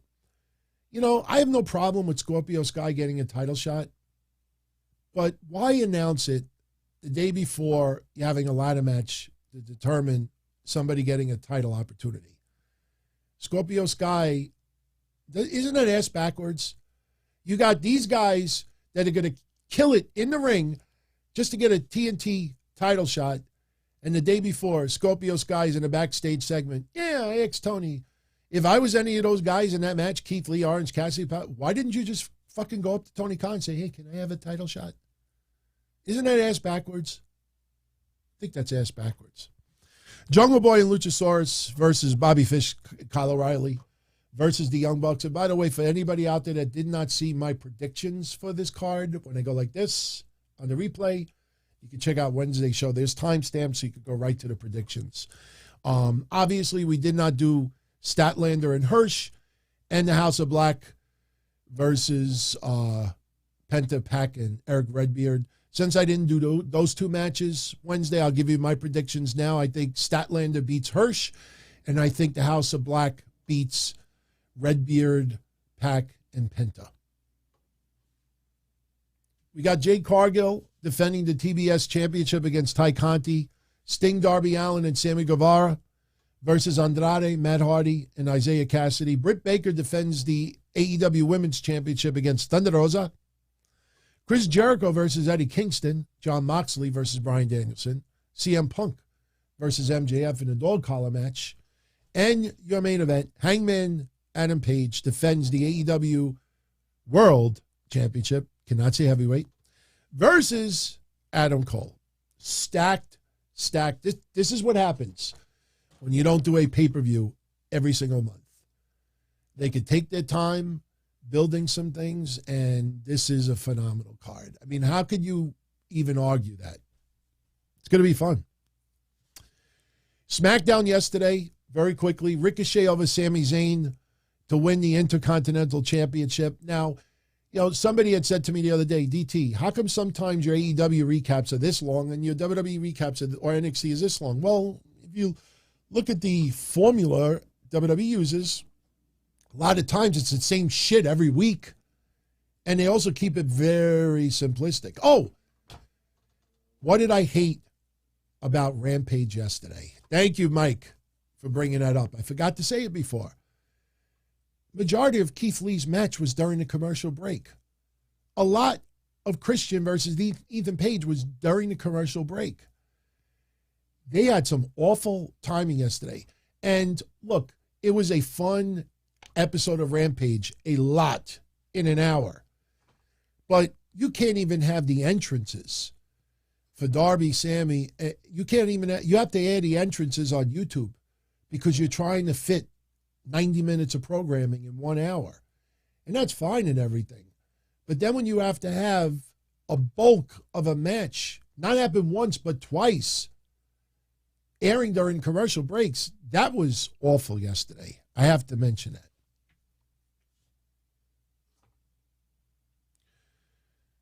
Since we're on the topic, I can bring this up now and then I'll answer all the other super chats. Did AEW black and white the blood part for the first time when CM Punk was bloody, or was that just for YouTube? Well, I'll tell you, I think it was more for YouTube. I tell you, I was a little bit, you know, concerned about this thumbnail. I had to keep it dark, so in color, so it wouldn't go against YouTube's guidelines. I mean, you can't, look, even though that is self-inflicted, it's still a face covered in blood. And you have to be very careful when you put stuff like that out there. So, no, it's, Danny says I give JD vibes. I'm not trying to say this to cause controversy. I think it's the opposite. I've been doing this since 1997. And my style and JD's is two totally different styles. Let's be honest. So, you know, but I take that as a compliment, to be honest with you. But no, I don't think, I think that was done just to be in guidelines with YouTube. You know, sometimes, you know, you that's why WWE does it sometimes. After a while, it was because they don't want to have their rating changed on an episode. So Ricochet over Sami Zayn to win the Intercontinental Championship.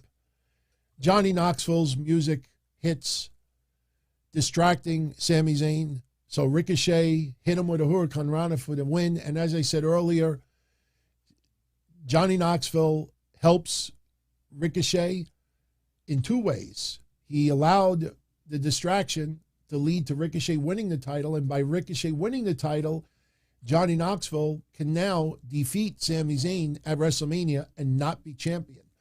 Because I don't think anybody wanted Johnny Knoxville to be champion. Look, I'm fine with Johnny Knoxville on Mania. He's won me over. Not just his love for wrestling, but the guy is putting in the time. You know, he's not going to be Bad Bunny, but he's done enough. They show highlights of Pat McAfee's interview with Vince McMahon and the announcement that he's inducting The Undertaker in the Hall of Fame. You know, as I told you all the other day, I don't know if WWE ever considered Glenn Jacobs, Kane, to be the one. But I expect some news sites to come up with some bullshit to say that WWE was considering Kane for the Hall of Fame, but maybe changed their mind because of his comments on Twitter. You know, I mean, if they word it the right way, it's really hard to even prove it to be true or untrue. But I expect, you know, some people to do that. That's how the sausage is made. So, all right. So they show highlights of Vince with Pat McAfee. Austin Theory comes out and he claimed that Vince McMahon tricked Pat McAfee into a match. Austin Theory will be his opponent. He's going to shut Pat McAfee up at WrestleMania. Took a selfie on his way out, which he does have on his social media right now. Naomi with Sasha Banks in her corner over Carmella, only went 2 minutes long. Next week, we get Sasha versus Alina. Probably will also only go 2 minutes long. Again, I don't know how they're going to explain Sonya Deville not stopping Naomi from getting this title match. When I get to Sonya and her match with Ronda Rousey, we might see part of the answer of what we've been concerned about the last week. So in the back, I think we're starting to see that little split with Baron Corbin and Madcap Moss. They were playing poker, and Corbin was making fun of Moss a little bit. Drew McIntyre takes on Jinder Mahal, beats him in 2 minutes, another 2-minute match. Drew McIntyre hit the Glass Cow Kiss, Claymore out of nowhere, and then he says that he will end Happy Corbin's undefeated streak at WrestleMania. Corbin, at one point during the night, showed a lot of concern. Remember I said earlier, why didn't they just keep the belt on Nakamura if Ricochet's not going to have any type of extended run beyond WrestleMania? Are they prepping Rick Boogs and Shinsuke Nakamura as the next feud for the Usos? Because Rick Boogs and Nakamura made their entrance yesterday, the Usos attacked them. And, Michael Cole acted a little confused by it, but it seems like this might be the Acme Insta feud that we always talk about. So Roman Reigns comes out, Paul Heyman, Usos. Very intense promo once again. When he first came out, telling the fans to acknowledge him, got some heel heat, but before you know it, Roman Reigns getting a loud Roman chant. Miami, Florida, acknowledge me. And he will defend the title tomorrow in Madison Square Garden, as will Brock Lesnar. He promises to defeat whoever faces him at Madison Square Garden. Do we know who Brock and Roman face tonight? So if someone in the chat room knows, maybe you could just check on Twitter really quick. Very curious. Very curious. Roman Reigns promises to beat Brock Lesnar at WrestleMania 38. He will hold the Universal and the WWE titles over his head, and he guarantees that Brock Lesnar will acknowledge him. Brock Lesnar just did an interview. Not part of SmackDown, but he shows a lot of respect for Roman Reigns. Go out of your way. We'll talk about it Monday with Mish. I saw a couple of quotes already, and I was very impressed what Brock Lesnar said. And let me tell you something. To get that kind of quote from Brock Lesnar, not too many people seem to impress Brock Lesnar. Unless they're good at, butchering, doing, butcher work and seasoning, if you know what I'm talking about. Brock has not happened yet. Roman Reigns faced Seth Rollins. Thank you very much, Rockstar Wolf. So Roman Reigns defeated Seth Rollins tonight.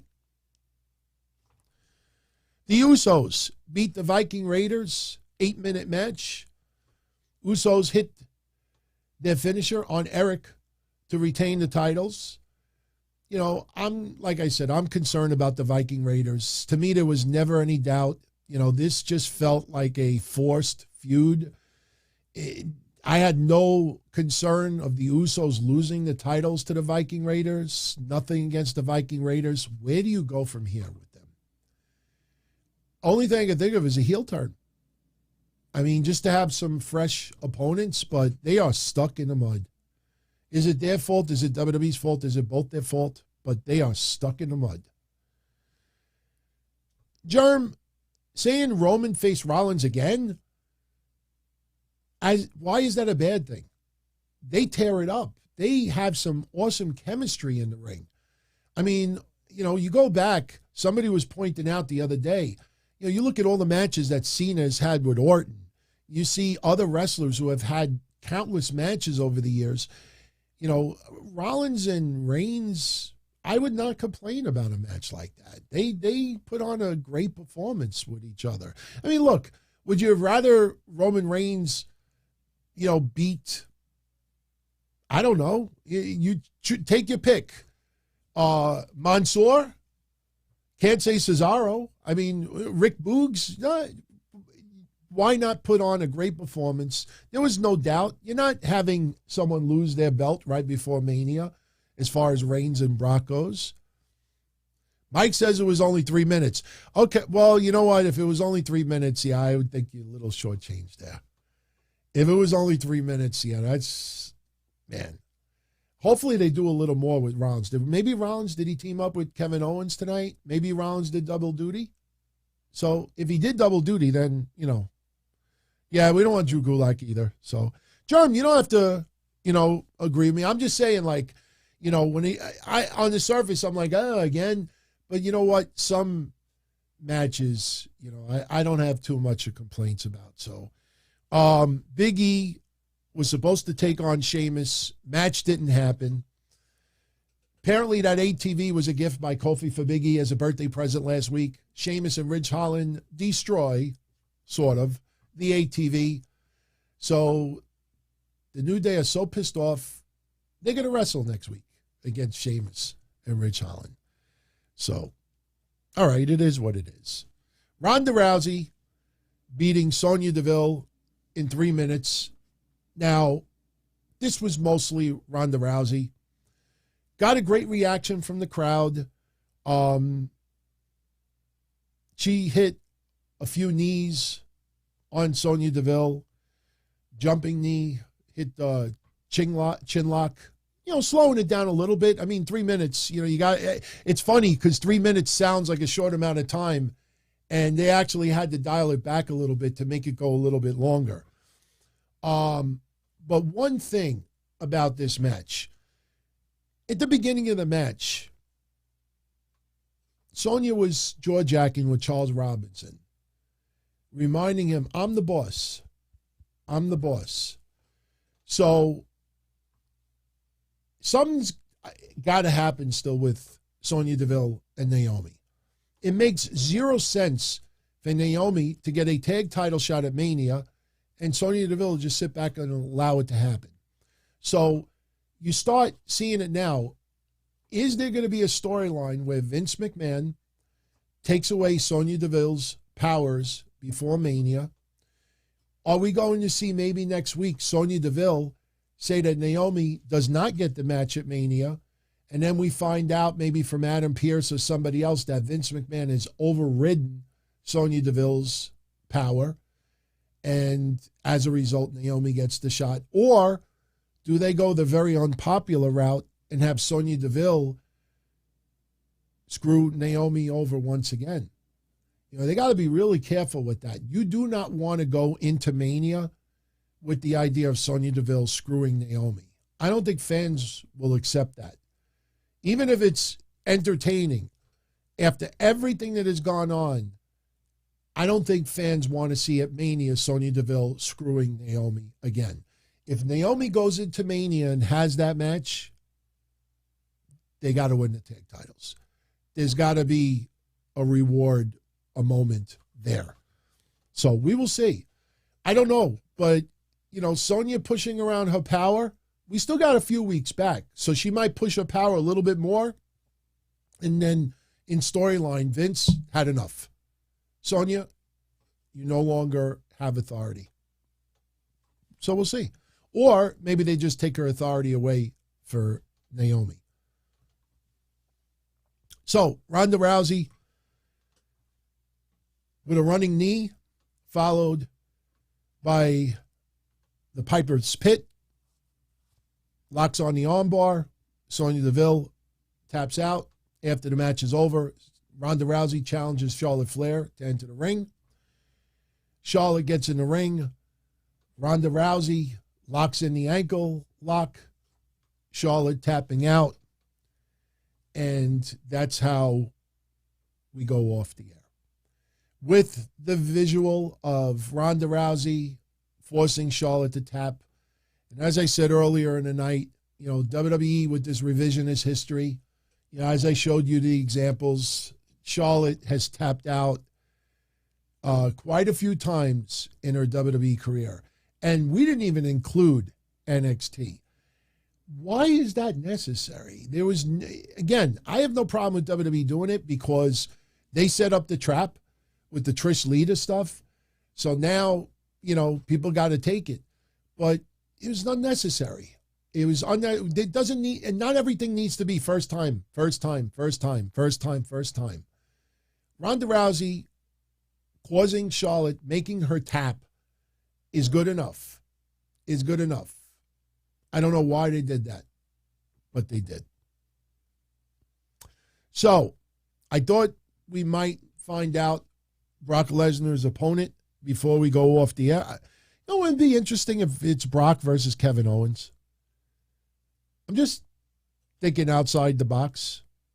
Maybe it's, you know what? I'm going to say maybe it's Brock versus Kevin Owens. I actually wouldn't mind that. I could see Kevin Owens, bumping a little bit for Brock Lesnar, Be interesting to see him get Kevin Owens up. I mean, of course he could do it, but hit the F5 on Kevin Owens a little bit. It's not going to be Cody. Is it Brock? No, Brock versus R-Truth. No. All right. So, very quickly, quick announcement. Right now, this is open to channel members. Only because the company that provides this, they are still new and they can't handle an overload of viewers. But I was approached a couple of weeks ago based on, the success with Blue Wire, if I would be interested in hosting watch parties for NXT and WWE. I said, yeah, I'm interested. Why not? As long as it doesn't interfere with other stuff. So I never in a million years ever expected them to get back to me this fast. So anyway, long story short, Thursday, I had a conference call with them, Zoom, and we talked about the incidentals, what's involved, obviously, not doing this for free. And, I love it. I love the idea. So starting this Tuesday, I will be hosting a watch party for NXT Roadblock. Now, if I want, I can also be the official watch party for SmackDown. It's a pretty nice deal. I just don't know if I want to do this 7 days a week, if you think about it. But, so here's the deal. I originally had it open for our Patreon family, and honestly, that was the suggestion of the company because my Patreon is very, very small. So they figured, it won't overload with interest. But when I put it up yesterday to see who was interested, I got almost no response. Maybe 2 people responded. So I went back and I said, can I offer it to channel members? And I would love to offer it to every single person tuning in here.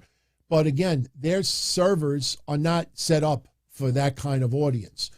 So I am happy to announce that for our YouTube channel members here, this Tuesday, you can be part of the watch party. Now, let me tell you why this is so cool. For real. And I'm not trying to hype it up, overhype it or anything. What's so cool about this, and I got a screenshot too, I want to show you in a minute. If you go on YouTube and you see watch-alongs, we've all done watch-alongs. I've done a few. When you watch the screen, you don't see the wrestling. You don't see the in-ring work. You see the host. When I did a watch-along, any show out there does a watch-along, you don't see the wrestlers, you see the host. And the host is just telling you what's going on. You can't play the audio. You can't play the video. The only thing you can see on the screen is the host. Here, you see the wrestling. And we don't get in trouble. It's actually set up. There's agreements involved. And so if you want to be part of it, this is what it looks like. Someone already does Dynamite. I asked about Dynamite, and they said, no, I'll plug them next week. But that's what it looks like. I send a private link that is by invitation only. And you see on the bottom, you don't have to worry about how you look. The size of our face is about the size of a quarter. You could do it from your cell phone if you want. You don't have to be connected to the TV. I will give you a link. You will sign in, and we will watch it live together. We will trash talk. You could say what you want. Nikita Lyons makes an appearance. It's everybody's talking about her. Gigi Dolan, whatever. You could talk about whatever you want. If you want to be part of it and you don't have video, you can still go in the chat room and chat with everybody. So it starts Tuesday. I've never done one of these before. So if you are interested, I already have a thread up in the community section. Just let me know if you're interested in it either probably tomorrow. If not tomorrow, Monday, I will post the link. It is by invitation only. So all you do is just click the link, sign up. No cost, no money, nothing. You don't have to watch. And let me answer with one other thing, and this applies to everybody. If they work out the deal with Peacock, I will be hosting watch parties for WWE Premium Live events. You do not have to have a subscription with Peacock. You do not have to pay for any pay-per-view. You actually connect to the server and you get the video for nothing.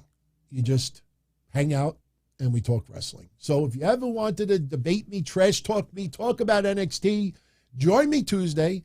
This is the first time we're doing it. Shout out to Darren Gordon-Hill. I think he's celebrating an anniversary. Is he? I think he is. Oh, no, he upgraded to VIP. Oh, much love. I didn't realize you weren't a channel member, but so that's the deal. So right now, we're doing NXT on Tuesday. If everything goes well, I've been offered to do it for SmackDown.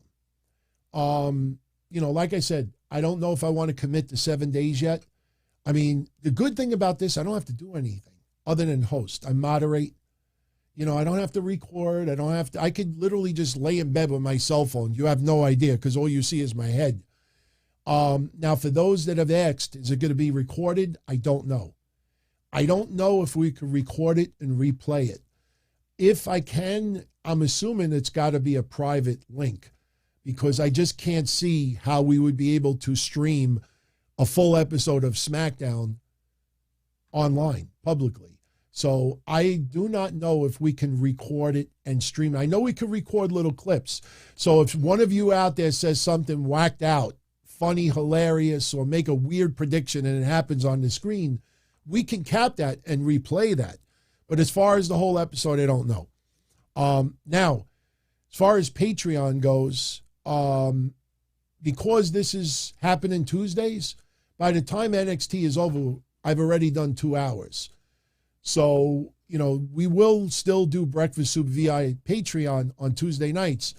That'll go from 10 to 11.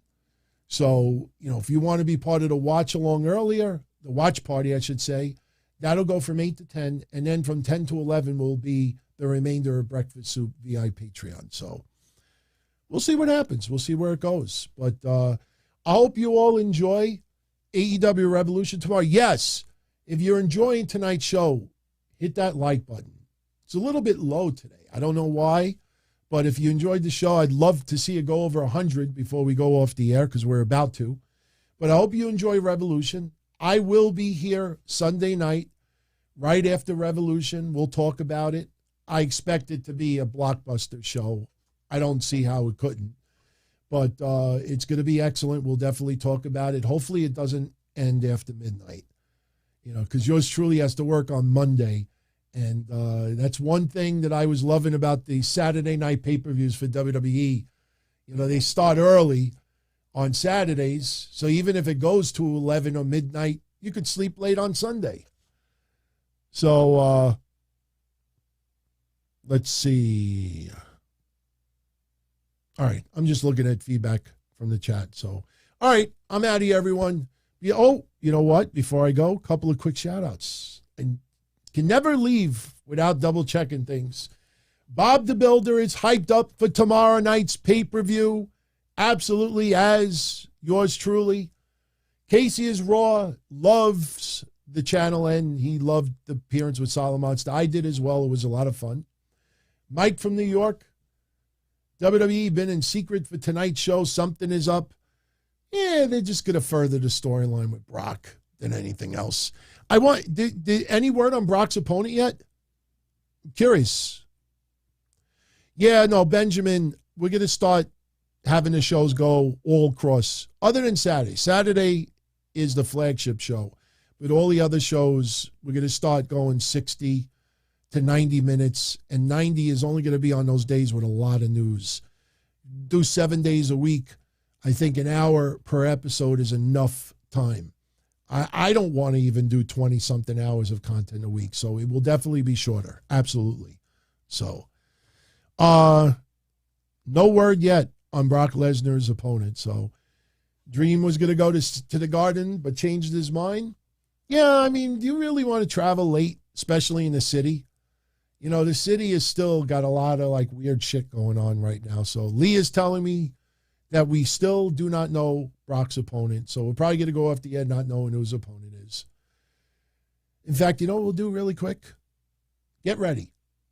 Get ready. What I'm going to do is when I say now, tell me who you think Brock's opponent is going to be. Don't type it yet. And whoever gets it right, I'll do a little drawing on Monday. And I'll put everybody who got it right, their name in, you know, that little contest thing that we have. And we'll pick someone random. And we'll give away a couple of shirts, like WWE, AEW shirts, stuff like that. So Stefan Beck went to the big event today. It was awesome compared to the one in November. Tony Chimmel did his own introduction. That's awesome. I honestly completely forgot about the big event today. You know, I always say I don't go where I'm not invited. I heard, you know, after the fact that there was a show in Bayshore. Then I checked the email and I was offered to go, but I got the email too late. But I hope to go to the next big event. And with COVID, you know, which should be out the window, you know, by November, it's got to be out the window. So I hope everybody could join me. And yes, as we were talking about earlier, John, that AEW, I think because of the excessive amount of blood, had to censor it a little bit on YouTube just to stay within guidelines. Let me put it this way. They didn't have to, but YouTube may have put an adult disclaimer that, you know, that this is only viewing for, you know, people above the age. I don't think AEW wanted a disclaimer, click to continue. So by putting it black and white, you know, that was probably the way around it. But that's why I had to make my picture, my thumbnail so dark, so it would not violate YouTube's guidelines. So, all right. Get ready, everybody. I'm going to put in the chat room the word now. Not yet, but all you do is just type who you think Brock Lesnar's opponent is going to be tonight at the Garden. We're only going to leave it up for about 30 seconds because you only have to type one name, and then we'll go off the air, and then whoever, it's not first person, whoever got it right, we'll do a drawing on Monday for a couple of shirts. We'll go 3 shirts. Your choice, any company, it could be any podcaster. You can even choose podcasters that I don't like. So get ready. Type in who you think Brock is going to face tonight. And you only get one shot. So, and you don't have to type your name more than once. But if you type more than one name, I'm only using your first. So if you put Seth and then you put Kevin Owens, your first one, which is Seth, that's the only one that we're going to use. So hurry up because we're about out of time and Brock's going to be coming out any minute for his match. I like the choices. So hurry up and hit that like button because I'm a little disappointed. You know, we asked before and only 4 of you hit it afterwards. I'd like to see it hit 100 before we go off the air. Yeah, if you write more than one name, I'm only going to take you first. So, all right, we're going to count it down. Shouldn't take this long to type a name. So 10, 9, 8, 7, 6. Looks like I'm jerking off. 4, 3. Why am I doing that? 2, 1. Last chance. 5, 4, 3, 2, 1. Over. Hold on. Over? Is it over? It isn't over till we say it's over. Now it's over. All right. Good luck, everybody. enjoy Revolution. I will see you tomorrow night. And if you're not an AEW fan, join me Monday night after Raw with Mish. Good night, everybody. Be well. As far back as I can remember, I always wanted to be a podcaster.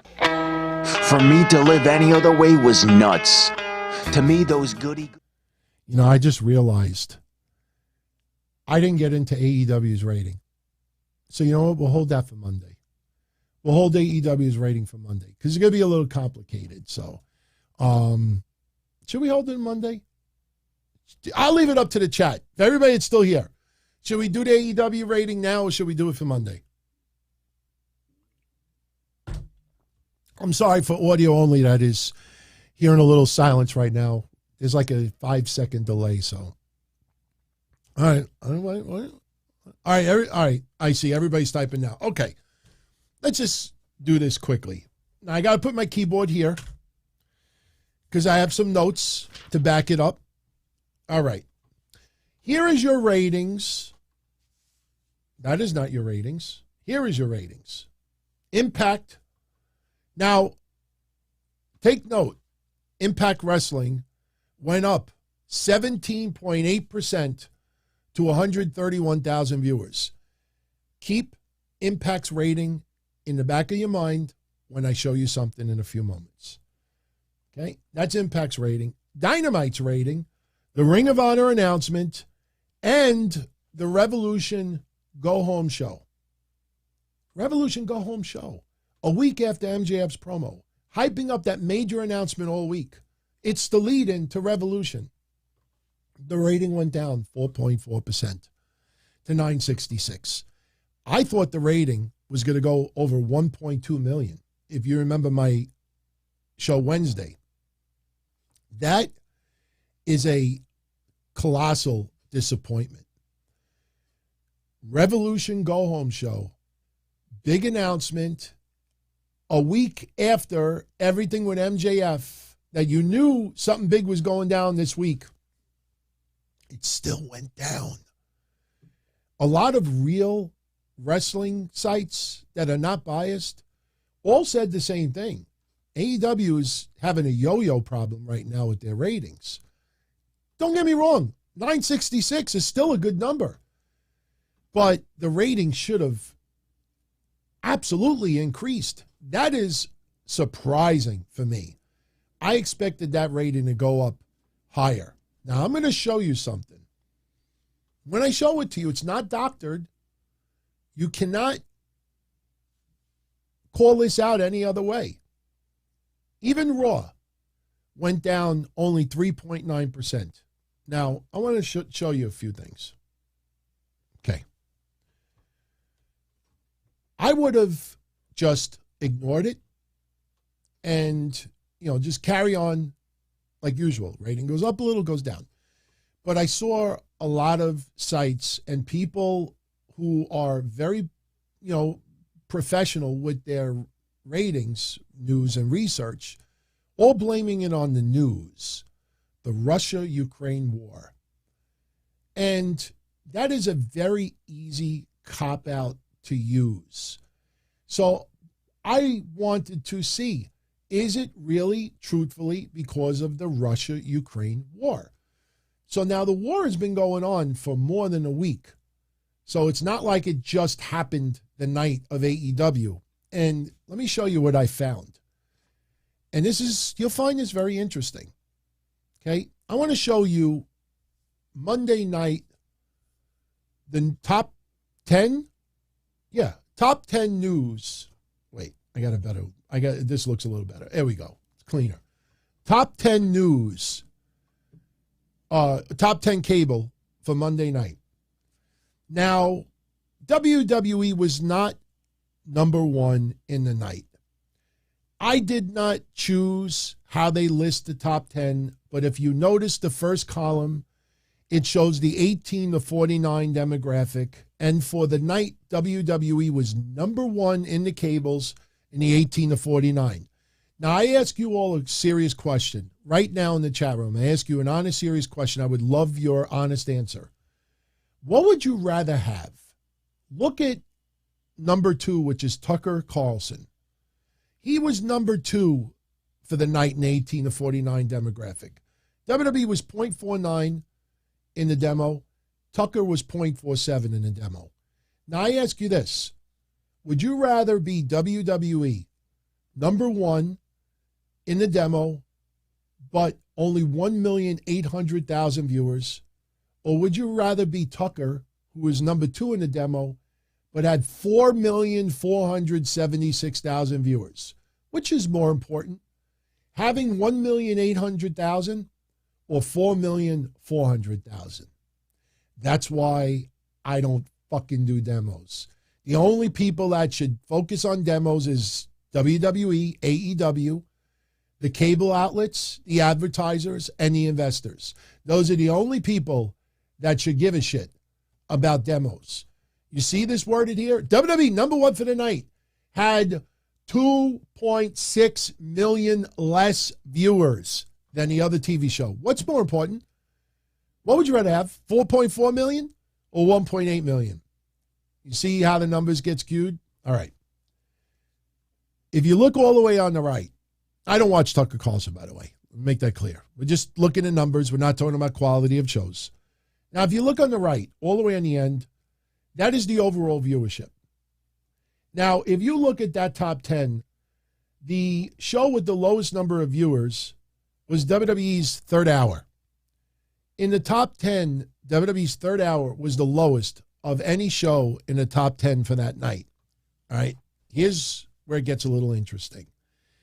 Now, we cannot really pay attention to Tuesday because Tuesday had the State of the Union address. So Tuesday, from 9:08 p.m. until 10:10 p.m., the State of the Union was on. Now, NXT went up against the State of the Union for hour 2. So now you look at these ratings, 7 million viewers, 4 million viewers, 6 million viewers. You would think, oh my God, NXT would have gotten killed on Tuesday going up against State of the Union. My friends, this is credit to Brandon Thurston. Wait till you see this. You ready? Drum roll, please. This is NXT's viewership on Tuesday. Take note of quarter 5, which is the beginning of the State of the Union address. NXT's ratings went up. NXT, hour 1, 552,000. Hour 2, 550,000 for a composite of 551. NXT's ratings were unaffected by the State of the Union. You're looking at the quarter hours right on your screen. Does that look like the State of the Union affected NXT's ratings at all? It did not. It did not. So now, before we go to AEW, wait till you see it. Let's go Thursday. Impact Wrestling, that went up. This is Thursday's viewership. Now, when people said, oh, well, it went up against the NBA only had 1,300,000 viewers. But the second show, which was Hannity, had 4 million viewers. The demo was just a drop lower, but what would you rather have, 4 million viewers or 1.3 million viewers? You see how these numbers are skewed, right? So now I show you AEW. Take a look at the far right, the top 10. AEW had the lowest rating in the top 10. The next to lowest show in the top 10 was an NBA game which had 1.4 million viewers. And yet, AEW, they say, oh, well, it was blamed on the news. It's the news. All right, now I want to show you something. We'll get back to AEW. Let's just finish it up with this. Let's go back to Monday. If you add up all of the news and WWE viewership during the hours that WWE was on television, on Monday, February 28th, there was approximately 17.6 million viewers watching cable TV for the top 10 viewers of the shows. 17.6 million. Now, if you notice on that list, you can't include the 5 because that was on at 5 o'clock. You cannot include Erin Burnett because that was on at 7 o'clock. You cannot include Jesse Waters. That was also 7. That's before Raw. If you only count the shows that were on the air during Raw, 17.6 million viewers. You go to Thursday for Impact.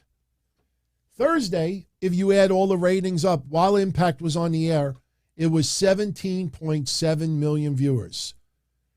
So Monday was 17.6. Thursday was 17.7. Wednesday for AEW, only 50,000 more viewers, 18.1. You add up all the numbers, and it was almost identical viewership Monday, Wednesday, Thursday. So when you see how I just broke it down and you look on here online, the news had no influence on any of these shows' ratings. Sure, some people may have chosen to watch news instead of pro wrestling, but there's others that probably chose pro wrestling instead of watching news. And you look at the far right, you look at all of those ratings for all of those TV shows. AEW is the only show under 1 million viewers. That is not a spectacular number. That is not a number that was skewed because of news. It is a disappointing number. As a go-home show for Revolution, after what we saw last week and this huge announcement Tony Khan was making, that's a disappointment. That's a disappointment. Headlock Heel, shout out to you. Thank you for the kind words. So I just wanted to show you that. Again, I had almost 300,000 more viewers predicted for AEW. I got it way wrong. I thought AEW Wednesday was an excellent show. I expected a higher viewership. And that is a disappointment. And hopefully I just showed you why you cannot blame it on news.